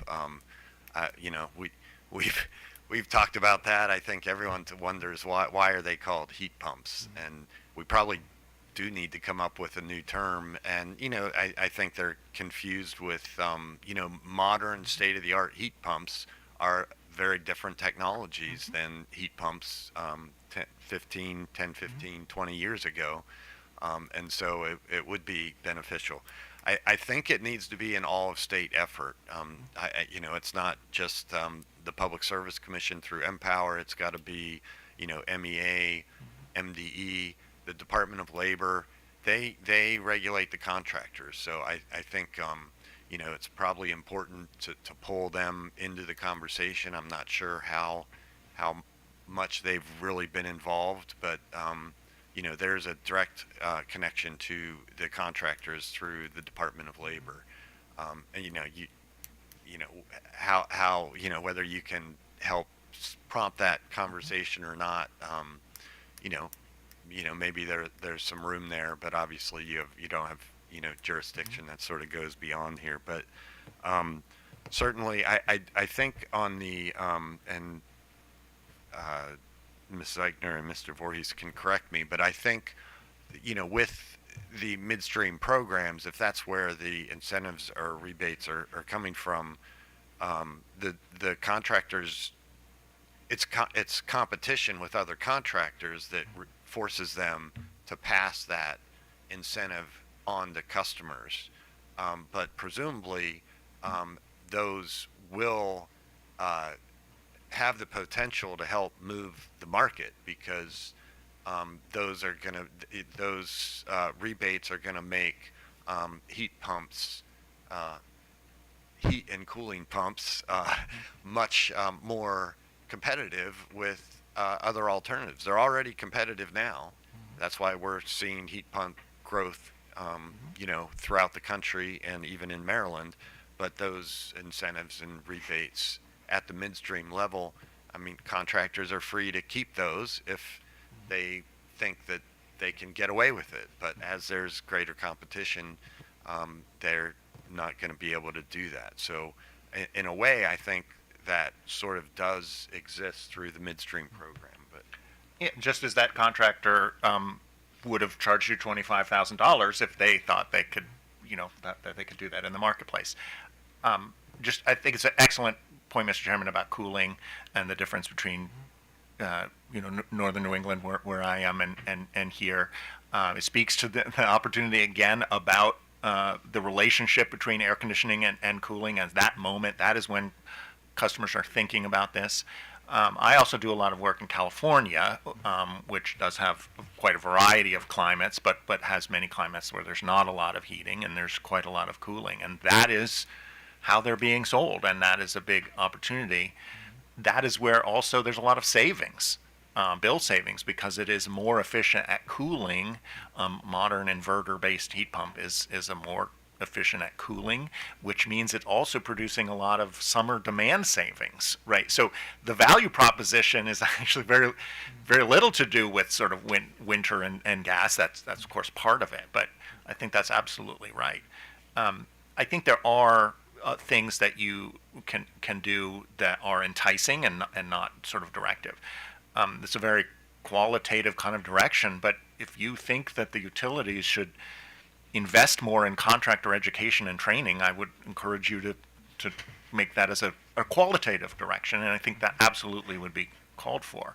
There are other changes you heard yesterday from Mr. Maloney talking about the administrative burden of sort of carrying this cost. So they go to the distributor and they walk away with a heat pump, and they have to, it goes on their bill, and they have to figure out if they're going to get a refund later. And we've advocated for a couple of years that there should be an instant rebate.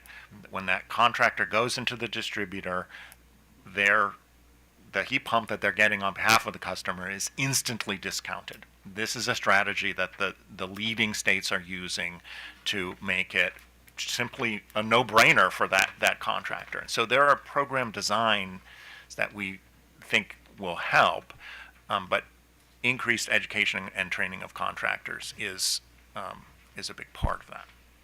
Okay. I just want to add real quick that, having spent some time, including in July in Maine, I do think that there are people who are, purchasing heat pumps actually for cooling. Okay. And then they get the benefit of greater efficiency, reduced use of whatever, fuel they're using in the winter. But it's getting, the summers are getting hot. Yeah, no, there as well. Yeah. So. But, and correct me if I'm wrong, I mean, the replacement of there is heating oil as opposed to natural gas, because there's not as much natural gas up there, right? Yeah, it's going to be, there's some natural gas, at least in Maine, there's some limited natural gas. It's propane, fuel oil, and wood-burning stoves. Yeah. So I take it that the suggestions made by the utilities of changing their peak reward programs, the things that control the air conditioners, to now turn it into more of a year-round program where they would control the equipment and make reductions not only in the summertime but in the wintertime, is something that you think that is a good idea. Yes. Okay. The last question, so there's been suggestions by them about trying to incorporate MDE's maps on environmental justice and in the efforts. And I guess one of the concerns I have is, I mean, I heard from MDE how sort of easy the tool is, but, given the fact that, that's a little outside of our expertise, I'm concerned about what's the best way to sort of incorporate that information to make sure that we're taking advantage of aiming the incentives to, use that information in the most effective way. So, I mean, I saw the proposals by them, and but the sense I got was, well, we're thinking about trying to do this, but I didn't get to see a lot of detail about exactly how. And so I'm thinking that maybe we need to give some thought, but sitting up here, I'm not sure we know how to tell them how to do that. So. I certainly think that it could affect how the utilities are, do their marketing. I do think that there's discrimination issues that you need to be concerned about. but you also have the, in PC 59, the limited income mechanisms that, eliminate the undue discrimination requirement for those mechanisms. I don't know if. And I can say that that idea was originally an idea of DHCD, which we did support. DHCD had a very extensive work group process. I believe it was through their limited income work group, and they proposed different maps, and our office did take that under consideration, and we talked about it and decided that we did think that was the best map available. Sure. But I guess the nuances of that, it does seem appropriate that we could have further work group conversations about that. But we did support DHCD's plan, and then I believe that's where the idea for the use of that particular map came from. Okay. Well, I guess my thought is, it's a pretty effective tool, and yes, we should take advantage of it, but the question is, how do you do that? And Mr. Chairman, I have a question about that. Sure. Are you familiar with the EJ tool that was implemented? And are you referring, Commissioner Barbe, to the MDE map that they referenced? Is that based on the EJ tool? I'm not sure if you mean. Do you mean? I don't know what you mean by the EJ tool. So I'm there sorry. was we implemented, and I actually should know more about this than I do because it did come out of my committee. But we implemented a procedure whereby people in communities, you would be able to tell where they ranked in terms of environmental justice. And I have to confess, I'm not as knowledgeable about it as I ought to be. That might be something that you as an agency might want to look into to get up to speed, because that might be a good mechanism to use for everybody.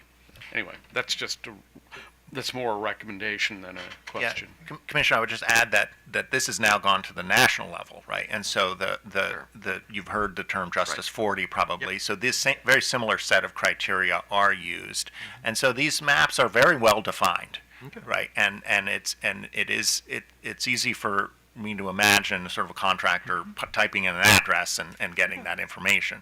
That's I think a little bit less of the concern than the concern you heard a little bit about yesterday, which is, does this impede the effort, which is an ongoing conversation, to make sure that income-eligible customers are served by DHCD and are referred to DHCD where they can get, if they want it, the most value? And does this create a situation where the utility now has an even more generous incentive for them, which, again, a good thought and intention, but does that in fact lead income eligible customers to participate in utility programs instead? So managing that is very tricky, and that's, I think, worth more discussion. Okay. And I may add that it is challenging for the utilities to run moderate income programs without verifying income. So it's an imperfect science, and that is a risk. And I think part of the utilities plan was to refer people that they thought might be eligible to DHCD.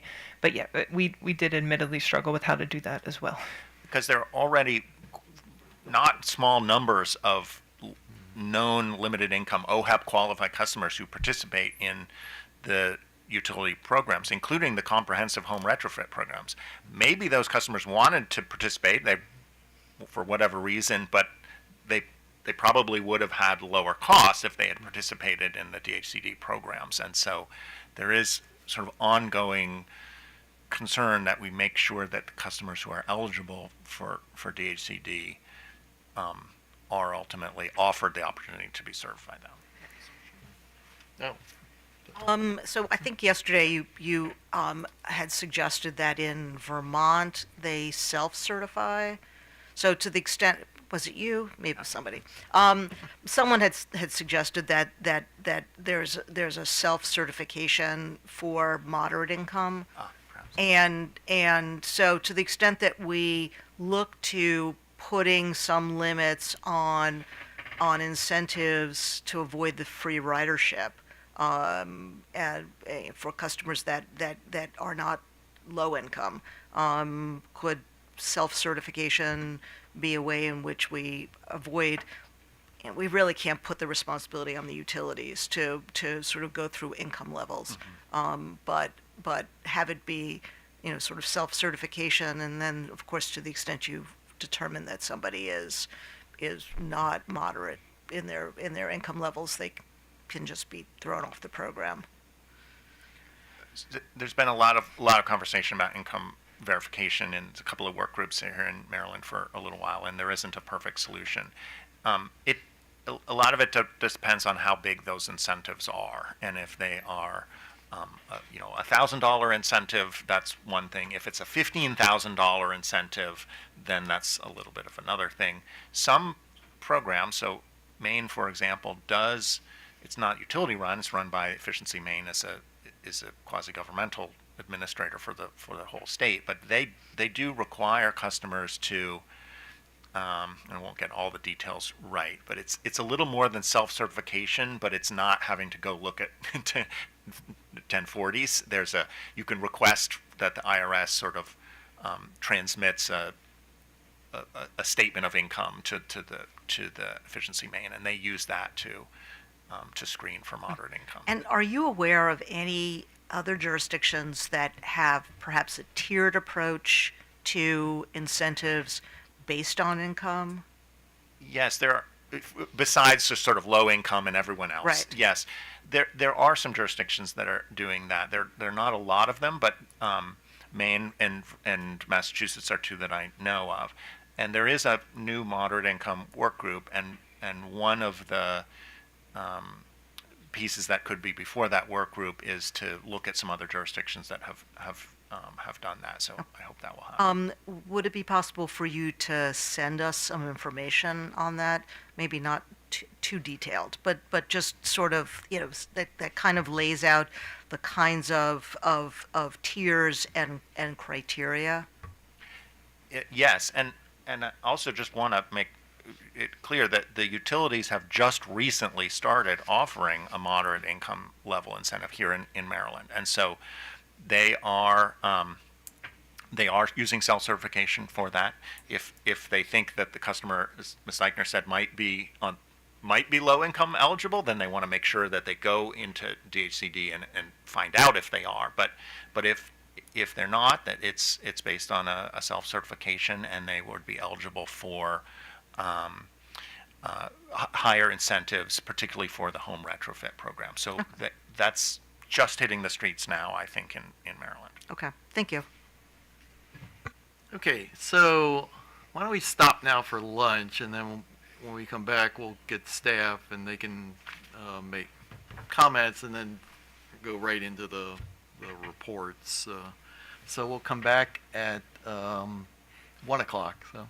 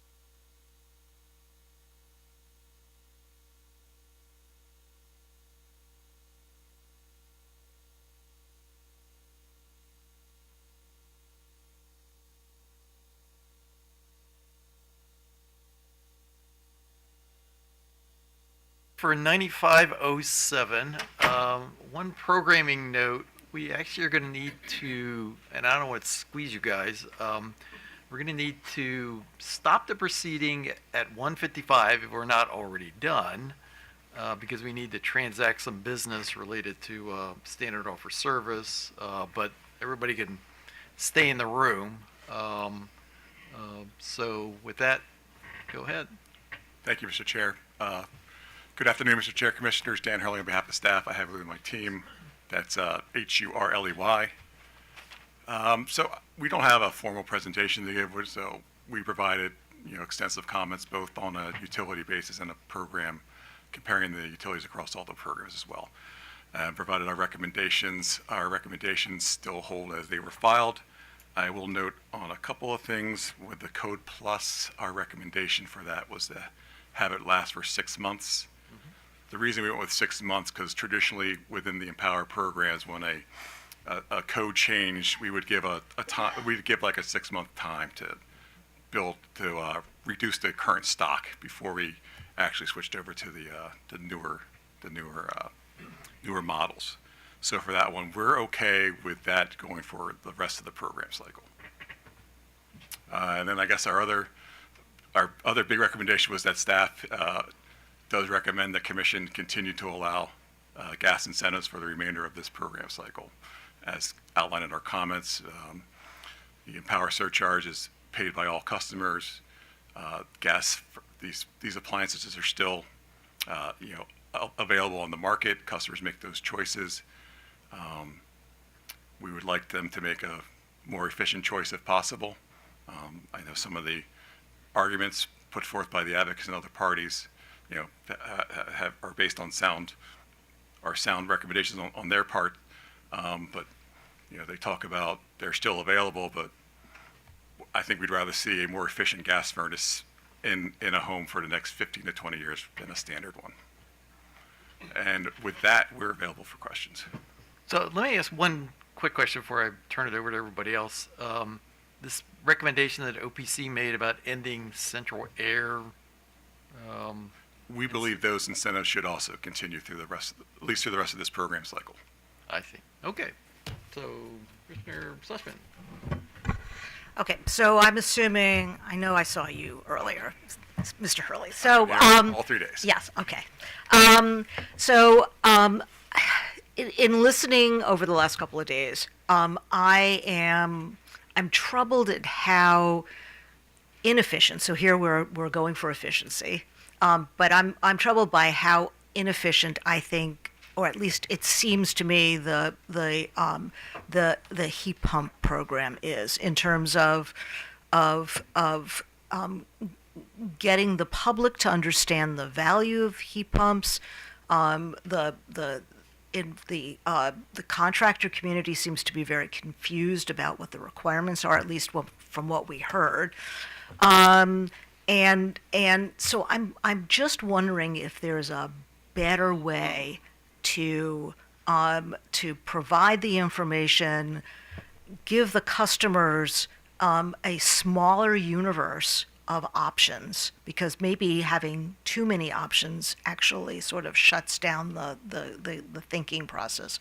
So there are a lot of different options out there, but have a smaller universe of options and have a more streamlined process for dispensing the incentive, whether it's upstream or downstream. On some level, if it's an efficient process, it almost doesn't matter. At least I think it shouldn't matter. And ensuring that the contractors that are installing it are licensed and approved. And I'm sort of wondering if that sort of then takes away the challenges of waiting for this workbook to come out on how midstream is supposed to function. I mean, I'm just worried that it's sort of overly complicated, and because it's overly complicated, we're not getting the full value of the program. Sure. So I'll start off by saying it's my understanding that the utilities do have regular meetings with the HVAC community to discuss measures that are available and to talk about program implementation and other issues like that. To make it more streamlined. Make it more, at least to increase their knowledge base as they go out and meet with their customers to discuss the EmPOWER programs and options that may be available to the customers. As far as people buying things on Amazon or non-licensed, I'm not fully aware of those issues, but the utility programs do require licensing. You have to meet certifications and qualifications to install equipment as part of the EmPOWER program. Well, but how does a customer find a contractor? I believe there's a list of qualified contractors on the utility website. Okay, that so allows there them is, to find a contractor Okay. who is licensed and, I want to say, EmPOWER approved to install. okay, so can a contractor that is not on the utilities website be able to, if it's a midstream program, be able to get the incentive, or is it only, the incentive is only going to the contractors that are on that list? So with the midstream program, I don't know who can purchase equipment from the distributor. So maybe there is a hole there that an unlicensed person can go and buy from a distributor. But as far as the incentive process, so the midstream incentive process is to try to incent that distributor from having more of the efficient equipment and less of the standard equipment. So when a contractor goes to buy stuff from the distributor, the availability is mostly efficient equipment. Okay. And then the contractor can have that. Now the process, there is a process for getting the incentives installed, and I think part of the reason for that process is that we have a very, call it thorough evaluation, measurement, and verification process, so that we know that the EmPOWER funds are being used responsibly and correctly and within the parameters of the program. Well, sort of like Energy Star, is it possible for the commission to be able to designate what equipment is eligible for an incentive and what's not? I think that could be in the role of the commission. The commission does approve programs based on what the utilities file and what stakeholders recommend. So ultimately it is the commission's decision. Now, generally speaking, the equipment available meets certain, SEER standards and efficiency standards. Mm-hmm. So generally, if a piece of equipment meets those standards, it's available in the program. Right, but you just said that steering contractors to the more efficient.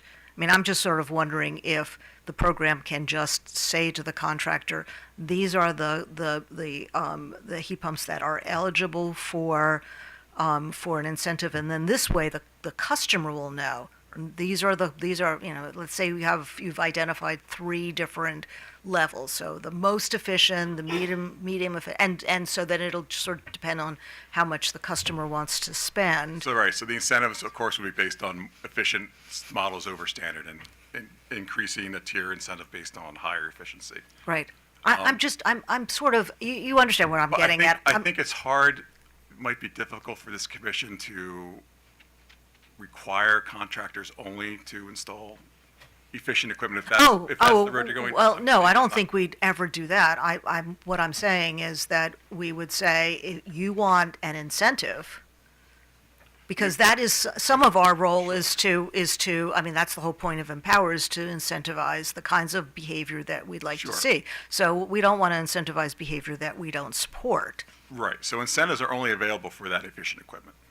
are only available Yeah, for you cannot get an EmPOWER incentive for a standard piece of equipment, standard heat pump. any standard equipment. CAC, No, but I'm asking. for a heat pump, yes, there is no, there has to be efficient models to get a incentive under the current EmPOWER structure. Okay. EmPOWER does not incentivize baseline equipment. Okay. I guess my question, and maybe you can sort of take this back to the work group. I'm from what I'm seeing, and so I haven't spent a lot of time on the website, from what I'm hearing from the last couple of days is that there are challenges in understanding how the program works, and challenges and we care mostly about how those challenges affect the ratepayer. And so are there opportunities for the ratepayer to be able to participate in the program and have it be much more streamlined and much more understandable? I think there are opportunities. I don't know what those opportunities are at this time, but obviously there's always abilities to try to streamline programs to make them more effective and more available to customers. And Okay. Ultimately, that's the goal, is to have as many customers participating in EmPOWER programs as possible. Okay. So we spoke about, over the last couple of days, about the opportunity for financing, because it's a big piece of equipment and customers just don't have money just Right. sitting around. Do you see any value in taking some of the EmPOWER money and using it to buy down the rate so that customers can see a more a better rate in the financing piece than they would if they were going to replace their gas equipment? Right. So right now, we do have that pilot that is actually doing that through the Clean Energy Center and through the Montgomery County Green Bank. Okay, and would you That final support? report is due by either July, I think it might be July of next year or June of next year. Okay, so at this point, you would recommend that we wait and see what the results of that pilot are before we take the next step and. I think we need to make sure that pilot is reaching the customers who need it. I think one of the issues with the financing with any pilot, even with the Montgomery County Green Bank, is there are credit score requirements. I think ours is a little bit lower for the EmPOWER program for the pilot, but we got to make sure there's a balance of affordability and customers incurring more debt. We want to make sure that that program is appropriate, that we're not even stressing someone even further with additional monthly payments on top of their house or their car or education. Okay, and in terms of demand response, do you see sort of enhanced opportunities to promote that within the EmPOWER program, or is that something that we should be looking at in other programs? Sure. So definitely it should be a part of EmPOWER and has been since the inception. Even prior to EmPOWER, we had demand response programs. As the technology has improved, as we've gotten the smart thermostats with two-way communications, and the programs have evolved over time, especially our summer programs. Initially we had the utilities, Pepco, Delmarva, and BG were installing thermostats or switches on units, and they would ping the unit and would cycle it at 15%, or for every 15 minutes, it would recycle the compressor off for a certain amount of time, depending on what the customer agreed to do. Chair mentioned the 2013 or 2014 when we really had our big first PGM emergency under that program, and a lot of customers under the 100% cycling process who would receive maybe several $100s over the few years of that program weren't fully prepared. As we evolve this program, as we move towards the bring your own device and smart thermostats, we're looking more at temperature setbacks, a couple degrees, a degree or 2 degrees, which doesn't shut off the compressor for, if you're a 100% cycling customer, your compressor's off for the duration. So we've been able to evolve those programs to be, I say, more customer friendly while still achieving those demand reductions that we look for. And as we move forward and look for more winter load, as we move towards electrification and potentially moving towards a state that is a winter peaking state as opposed to just a couple of utilities, those should be available. And then, other proceedings outside of EmPOWER, I think we're going to have to, make sure we're all kind of working Well, that's what I'm thinking together too. Is to that make sure that we're not. right? I think we've had this issue for a while now. Potentially, we kind of get siloed into different. Well, I mean, the different advantage of us is that we never get siloed because we're dealing with all of it. But I worry that, as we're, this becomes almost whack-a-mole. So as we're sort of dealing with one issue, we can't sort of forget about the fact that we need to be dealing with it over here, and so they need to mesh. Yes. So. Electrification, data centers, co-location, Right.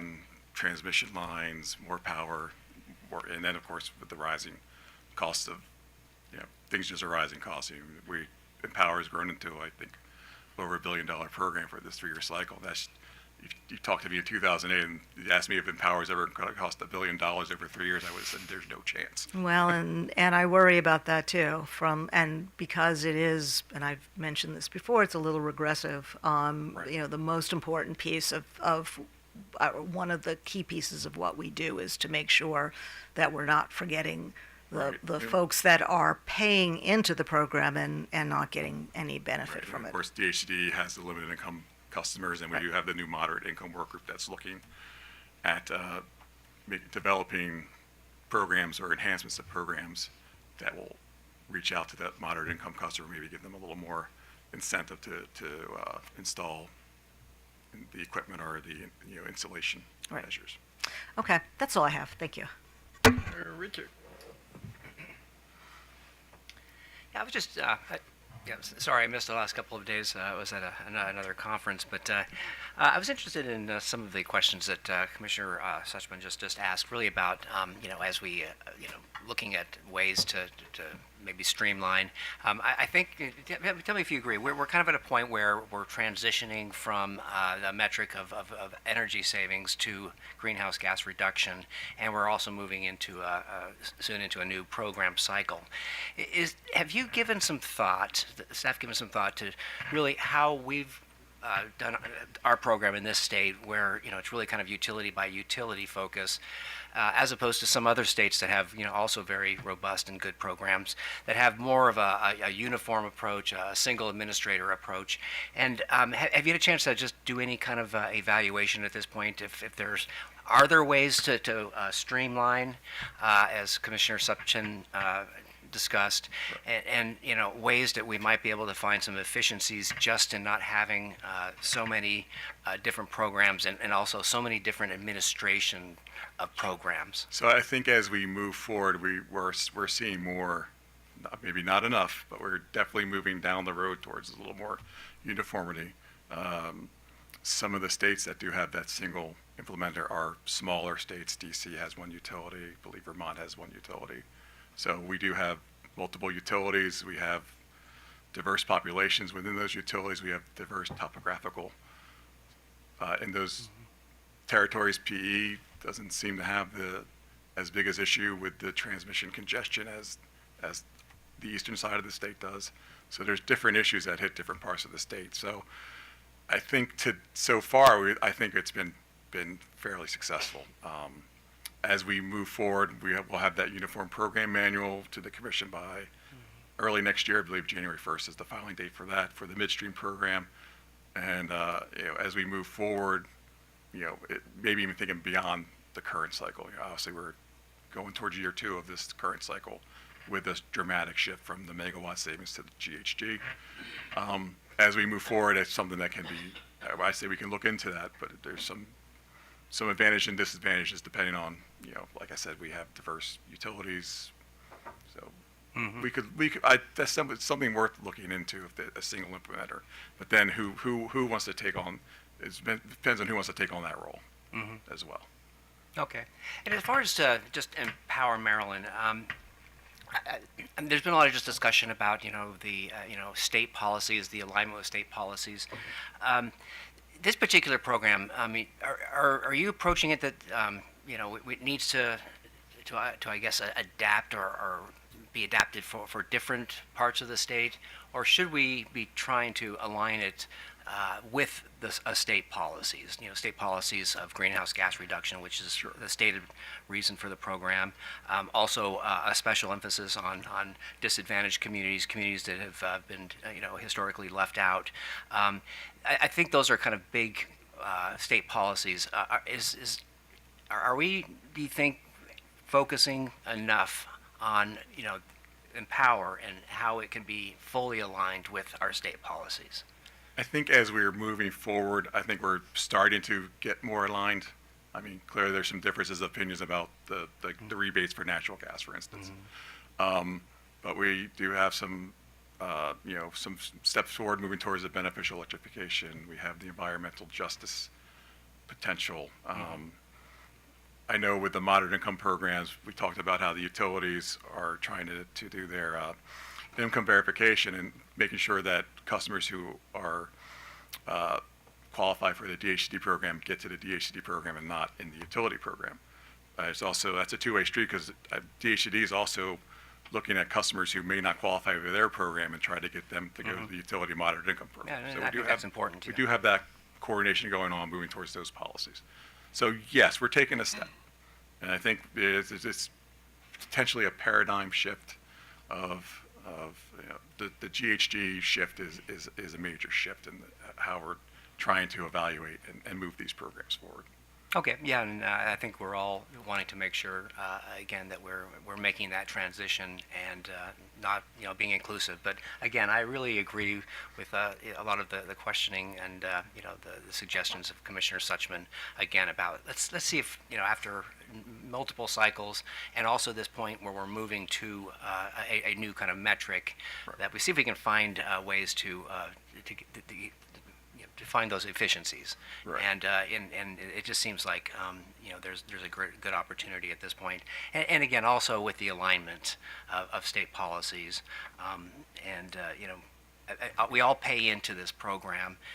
Some of us, again, I think it's important. I'm gladly paying into that program, but I think I'd like to make sure that the money I'm paying into Empower Maryland is in fact focused on advancing state policies. Right. And I think not necessarily a program that has to be something, for everyone, but again, how it can help everyone advance state policies. So that's kind of the way I think the line of messaging goes beyond just the EmPOWER program as well. I think we need to see some coordination with other state agencies to really push forward the message about what the state's goals are and how we can meet those through EmPOWER, through our other hearings and proceedings as well. Yeah, and I think if we approach it that way, we can also really fully take advantage of all the federal, funds and incentives that are out there. Also, kind of really focusing what state programs we have through MEA and others. And I think if we really think about it as advancing state policies, we can, I think, better utilize all these resources. So anyway, thank you. Thank you. Mr. Chair. Mr. Barbie. I think I only have one question, and that is I just very quickly read staff commentary. It looks like you support the commission approving Code 1 for all the utilities, correct? Yes, so also with the Code 2, we made a recommendation for that to be a 6-month as we move towards the higher home performance with energy, higher new home. Did I say Code 1? I meant Code Plus. Code Plus, that's Yeah, correct. Okay. And our initial recommendation was to have that for 6 months, but upon further review, we're good with that going through the end of the program cycle. For all the utilities. For all the utilities. Okay, thank you, Mr. Chairman. Thank you. So when you started your presentation, you mentioned that staff is in support of continuing incentives for natural gas. And Through the end of the program cycle. yeah, I understand. So we've had the Office of People's Counsel and a number of the public interest groups urge us to discontinue those incentives. And we also had the state's environmental agency and the state's energy agency make the same recommendation. So is it staff's view that we should continue this because natural gas is an authorized source of energy, or is there another reason beyond that we should do it? So the commission's authority in the law, the gas companies can provide programs for EmPOWER to achieve GHG reductions. So within this program currently, continuing for 2 more years, we just want to make sure that there's the opportunity that if someone is going to replace their gas furnace, they have the opportunity to replace that with an efficient model. So therefore, that when it's in place for 15 to 20 years, they have an efficient model in place and not just a standard. So we do see GHG reductions available by going to that higher efficient furnace rather than a standard efficient furnace. But how do you respond to this argument that essentially is stop digging?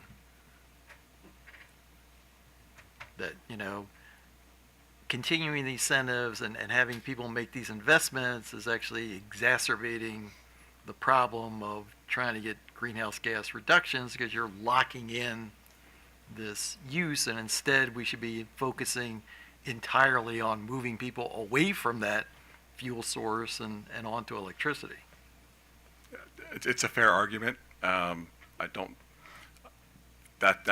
reasoning is what we stated. I'm not going to, we don't believe that the other agencies, I want to say, quote unquote, wrong about their recommendations, but that's just something we feel for just this next 2 years to make sure that everyone has those customers have that opportunity paying into the EmPOWER surcharge to partake in the programs.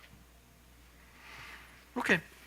So, So I guess now we need to move on to the various work group reports, correct? That's correct. Okay, so.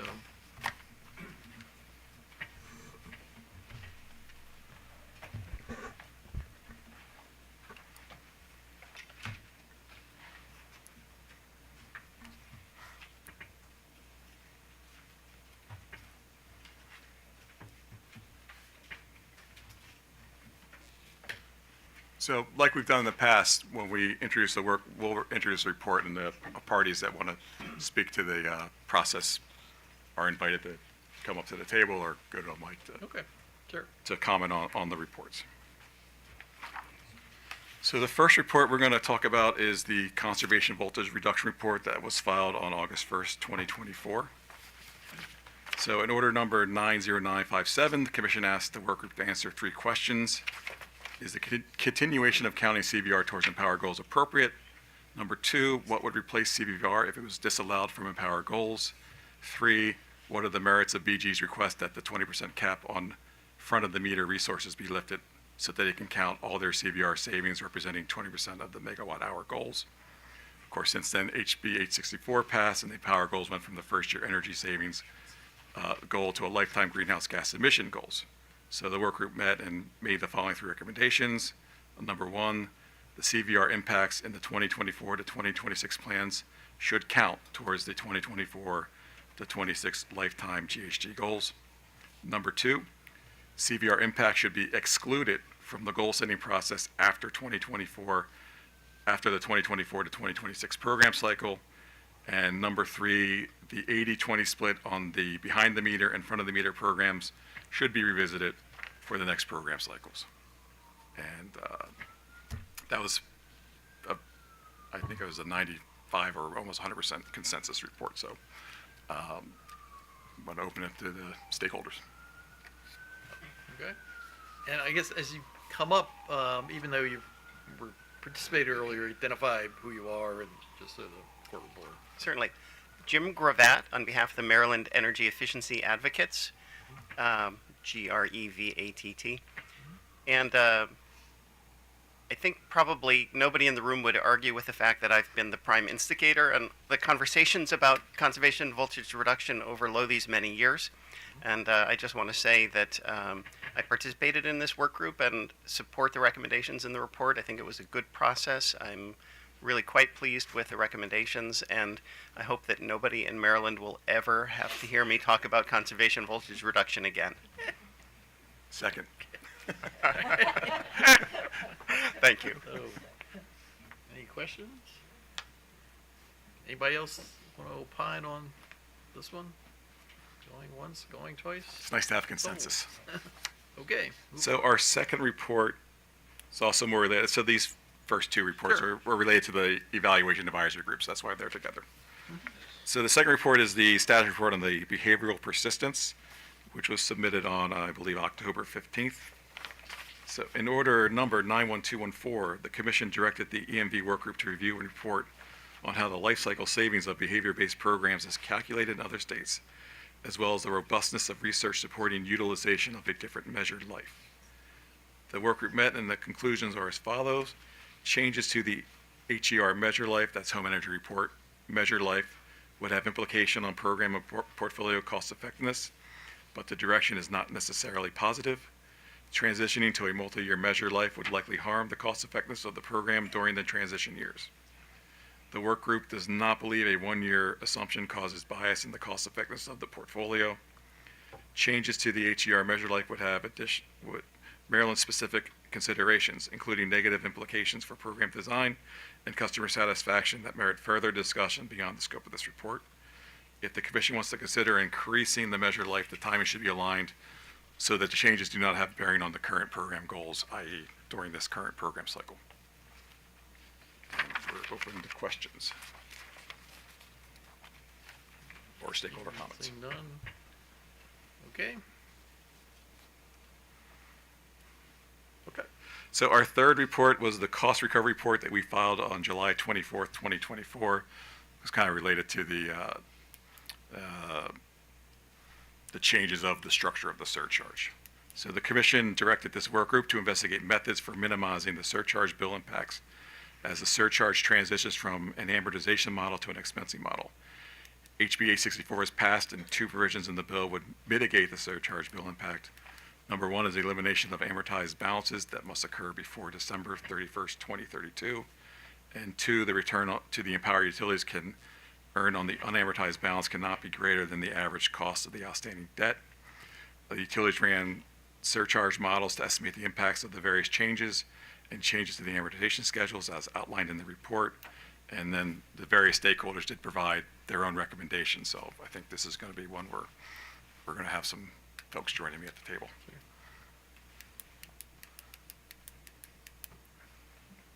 Well, actually, before we hear from anybody else, so you, in adding that extra year, you changed the percentage, right? What was the thought process behind that? So adding the extra year to the amortization or the Yeah. unpaid amortized balance to 2032. Right. So that just extends another year. It's Right. a very minor, let me see if I have that table pulled up. It's a fairly small reduction in the current surcharge. So just that extension of 1 year does reduce the surcharge because we're just giving you more time to Right. provide it, but it's 18 cents in the first year 2024 for BG, 23 cents for Pepco, 28 cents for DPL, and actually no change for Potomac Edison. That's other issues with how they recover. Turns out to be 93 cents for Potomac Edison in 2025. So there is a small monthly reduction in the surcharge based solely on that one aspect. Okay. All right. So, well, actually, let me stick, because I assume you're somewhere in between them and them, right? Well, I actually am just here to address any questions that BGE might have, which I can Oh, respond to if okay. needed. All So, thank you. Good afternoon, Brent Balea on behalf of BGE, and with me is Mr. John Frame. Yeah, either check to make sure it's on, and if it's, yeah, definitely on, so just pull it closer, so. Good afternoon, Brent Balea on behalf of BGE. With me today is Mr. John Frame. Good afternoon. I just wanted to mention that BGE and I think the PHI companies as well are very interested in the cost recovery workgroup discussions now around the performance incentive mechanism and putting a properly structured performance incentive mechanism in place. We know that the Commission's earlier EmPOWER order from earlier this year was expressing that you were concerned about there being I think the wording was double return if there was a return or profit on the unamortized balance at the same time as there being a performance incentive mechanism and incentives under that. And now that House Bill 864 was passed and enacted, the utilities no longer have any shareholder return, as Mr. Hurley said, and as I think the Commission knows now based on the utility EmPOWER surcharge filings effective July 1st, the utilities are only getting recovery of their cost of debt on that unamortized balance. So there no longer is any shareholder return in EmPOWER. There no longer is any profit for the utilities in EmPOWER, and so we are very interested in seeing a properly structured performance incentive mechanism put in place. Because we do think that it's important to give, the utilities and all stakeholders the right signals and the utilities the proper incentives to make sure that we are all working as hard as we can to see the, state goals achieved that I think we all are interested in seeing achieved. And I was simply going to address something with the filing of amendments to a report, but I think we've maybe resolved that. Yeah, I think we're fine. Okay. Okay, so this is PHI's view. Is Potomac Edison or WGL got different view, or? Good morning, Taylor Beckham here. Taylor Beckham here on behalf of the PHI companies, Potomac Electric Power Company, Delmarva Power and Light, and we are in alignment with BGE's views. Thank you. What about Potomac Edison or WGL? Okay, thank you. Thank you.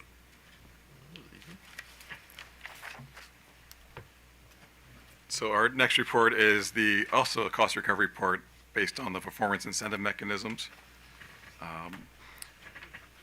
So in order number 90957, the Commission noted its support for the development of a PIM, but does not favor the utilities a return through a PIM while they earn a return through the unamortized balance. The Commission set parameters for a permanent PIM. Number one, it has to be two-sided, therefore they earn an incentive, but they also can be penalized for failing to meet their goals. Two, rewards should only be generated if the goal is exceeded and net benefits produced. And number three, exclude any rewards below 100%. So the work group has begun to meet on this issue. We've had some preliminary discussions as we move forward. We have scheduled consistent meetings to continue our discussions on meeting this performance incentive mechanism structure for the Commission. And we will provide another update in April prior to the next hearing. So we're moving along. Okay. Any questions? Okay. Oh, wait, all right.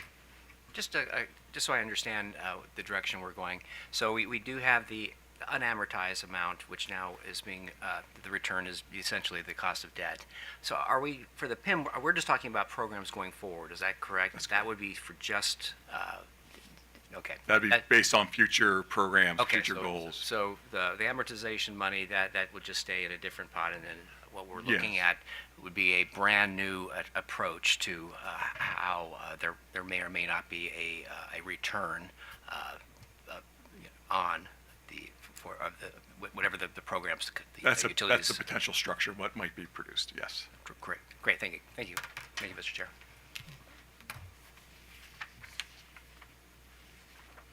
Our next report is the Midstream Work Group report that we filed October 15th of 2024.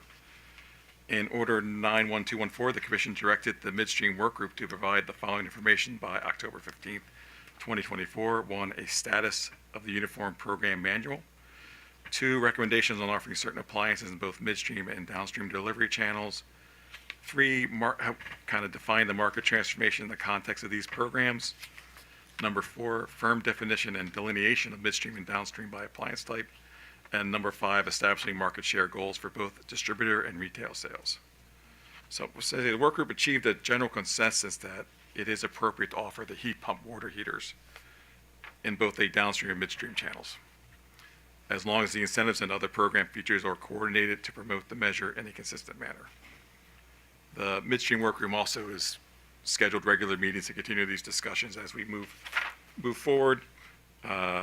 Really, the focus now to really discuss the market transformation efforts and the market share goals is going to take a little more time, and we'll have a status report on those as well, and any other directions from the Commission out of this hearing for next April as well.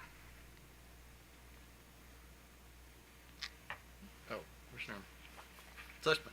Yeah, so I'm wondering if this is the right place, this work group, to house my concerns about sort of streamlining the process, making it more customer friendly. This would be the appropriate work group. Okay, so you've heard my concerns. I'm assuming it would be helpful if we made clear in an order what it is that we would like you to be looking at. Yes, it would. Okay, so I guess everybody else who's come to the table, what do you think would be helpful for us in terms, and Mr. Hurley as well? I mean, what would you like to see in an order from us that can help to move the needle along in terms of the work group? Now's your chance. Okay. Sorry. Commissioner Gendel Voorhees with VAC on behalf of OPC. There have been a lot of debates about the program practices for the midstream programs at the midstream work group for more than 2 years now. And I think they have included constructive dialogue and incremental changes on the part of the utilities. And yet, overall, I would say we've felt frustrated that some of the suggestions we've made of just the utilities have not wanted to pursue those. And the midstream programs operate, the midstream strategy operates in two different programs the utilities run. We're talking about HVAC and water heating, so which is in the appliance program. The utilities appliance programs generally meet their forecast of savings goals. Those programs include many other things besides heat pump water heaters. And so as long as the programs look like they're achieving goals, then it really doesn't create a lot of motivation to make changes in those programs. On the HVAC side, with the general exception of SMECO, the utilities have not generally met their forecasted savings for many years now. There may be some indications that some, in addition to SMECO, may be starting to meet those after having reduced their goals from the last cycle. And so as long as that sort of appears to be acceptable that the appliance program is meeting its goals and the HVAC program, isn't, but nothing really happens, it doesn't create the conditions for us at the work group to resolve them. And really the question is about what are we trying to achieve? And what we've argued, and OPC has argued, and to Commissioner Richard's point, that we're in a moment where things are changing, and the goals need to be clear. What are we trying to achieve? Are we trying to achieve a transformation of the space and water heating markets toward electrification and heat pump? Is that the goal? And not just at some point by 2050, but in a way that is in pace and scale consistent with the state's climate policies. If that is the goal, then that you should need to express that, because that would help us then design programs to meet that. And in But the absence sometimes of it's that, so we can do that. But I'm worried that then it's still going to get stuck in the work group, and I sometimes when you've sort of been doing something for 2 years, maybe the point is that that's not working, and so then we have to think about a new process that works. And it just, from the ratepayer's perspective, from the utilities perspective, things can be complicated, and that's no reflection on utilities. It's just that's what your business is. For the customer who has 100 other things they're doing in a day, I would like to see it be really clear and really streamlined. And so that's so if that makes sense to you, what is it that we can direct in an order so that we can move that process along? so it needs to be the scale and the magnitude is what is missing. So I'm sure that the utilities agree with OPC and VEIC that everybody wants the program to be easy for customers to use, and for distributors and contracts. Everybody will say that they want that. But how much? And thousands of people participate in these programs. Is thousands enough, is the question. Is 1% or 2% or 5% of the market enough? And that is what is missing, is a sense of the magnitude of what success looks like. And in the absence of that,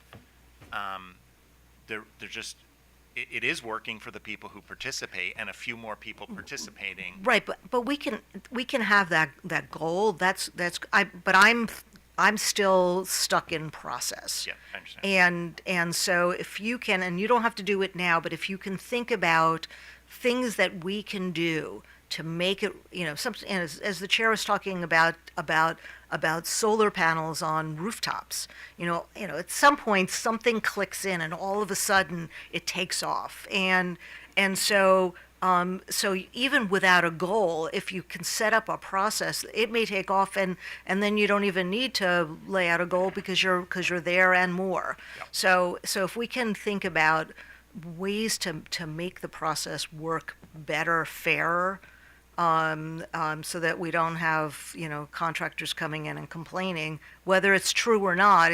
The perception is that there's a problem.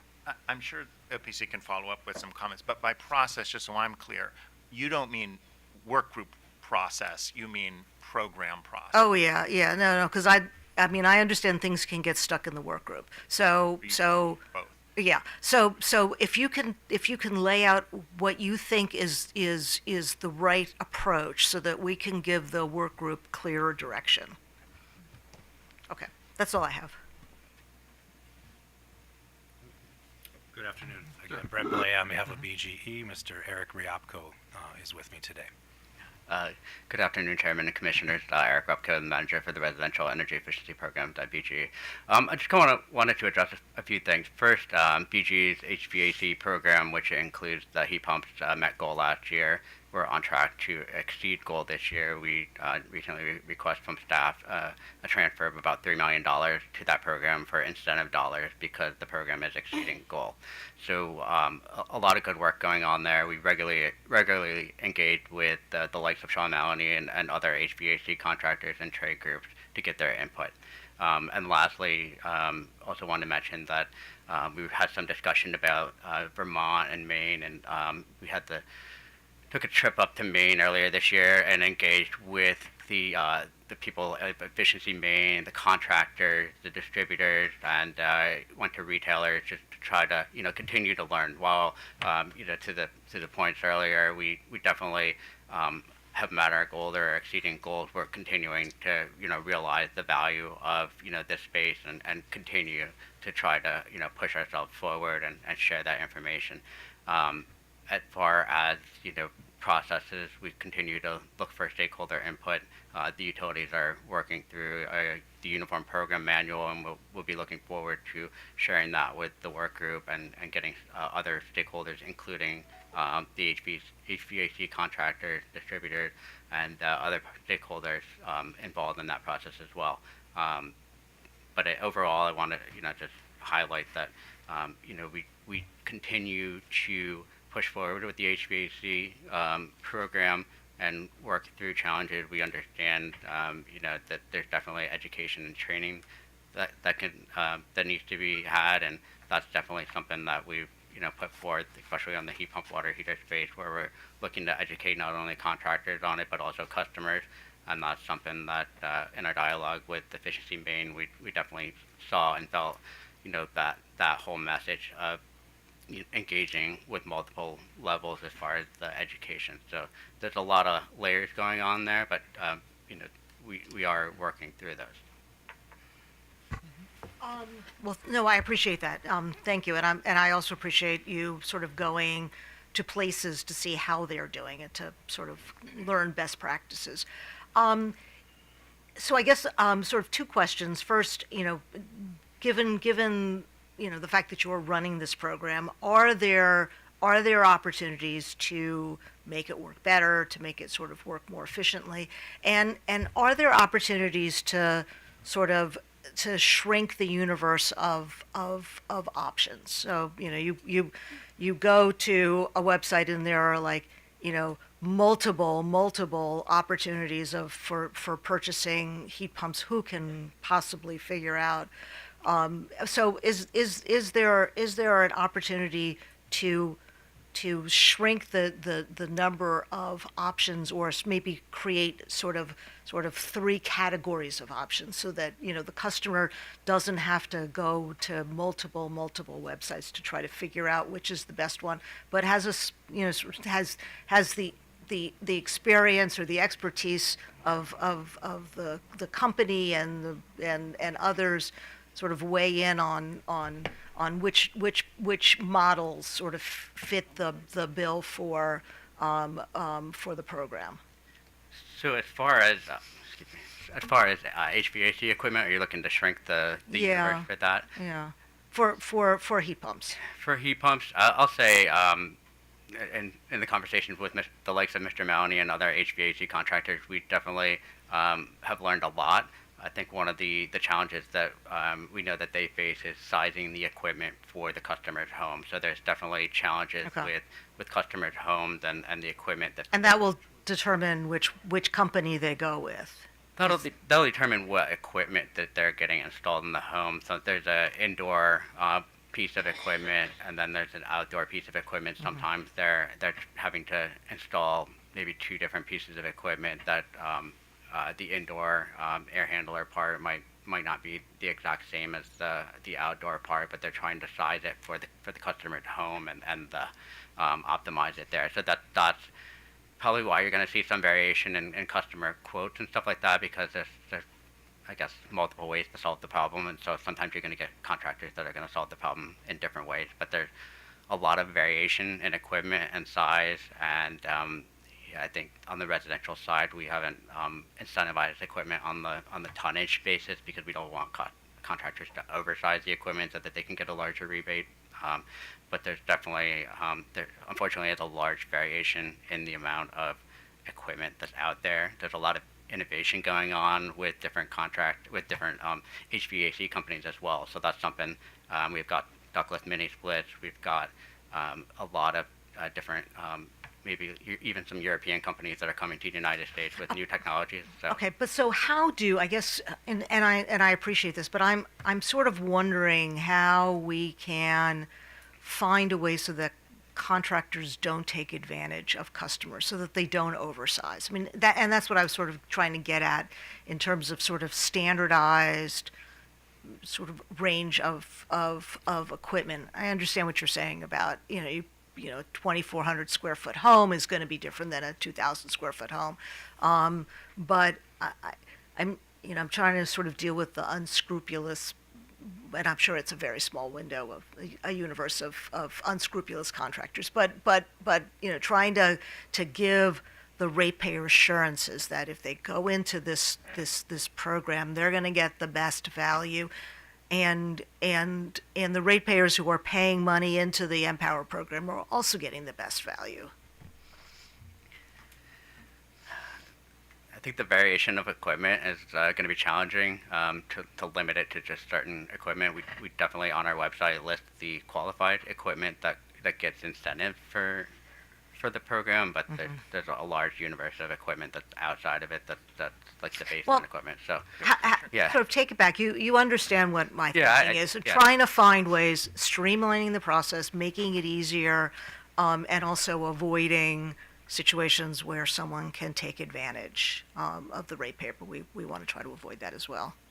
No, I completely understand. I mean, it's a challenging opportunity. I've gone through buying HVAC equipment twice in my life, and it's not necessarily an easy or pleasant process. And definitely, as we look forward, it's definitely, as Mr. Maloney pointed out, there's a lot of regulations and changes, and we heard a lot of different numbers thrown out over the last 2 days on what it costs to install equipment.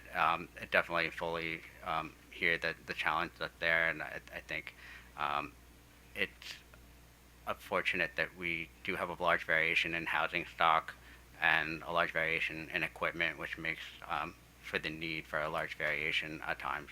But if there's a way to get that piece manageable, so maybe think about it. Understanding the variation, but where there's some opportunity to manage that variation, that would be helpful. And we can engage with the contractor community as well to see if there's things that they might recommend as well there. I know that they're going to bring up the variation piece as well, but understanding the challenge that you're putting forth, I think it would be good to engage with them. Okay, thank you. Anybody else? Okay, so let me, well, actually, We don't have time, so. yeah. Let me just Okay, real quick. I'll be really quick. Yeah, No, just maybe you for OPC. This is one of those issues that I feel like it's been recurring. I felt like several orders ago, the commission was persuaded that yes, we really need to have a robust midstream program, and then we had varying degrees of agreement that we need to get some form of uniformity, and the manual was the compromise. So first, what more do we need to do from the bench? What haven't we communicated that seems to again being not getting through, not helping you get to a program that emulates some of the states that have really succeeded in this front? Well, Commissioner, I would, with the risk of repeating myself a little bit, it's about scale. Okay, scale. And I think that's what's missing. And again, this manual will help us get to the scale? No, or- I do not think it will. I'm looking forward to seeing a draft of the manual. So it's hard to know whether that will address some of the consistency issues. I think that's what the purpose of that. If it has enough detail and we can come to agreement on that quickly, I hope that can improve with consistency. But what's missing is a sort of common sense of the scale and where these programs need to be going, not just next month or in the next cycle, but where do these programs need to be going over the next 3 years, 6 years, and 10 years. And if we had more agreement, which I think needs to come from you about where it is we're trying to go, then that would create improved conditions for agreeing and working out sort of what the programs need to do and how they need to evolve to achieve that. Okay, I would think we would like to be up there with some of the best states in the nation. I think that's what. So if that hasn't been communicated, maybe we could do that. And then also, I agree with Commissioner Suchman. We really need to look at the customer experience in Maryland.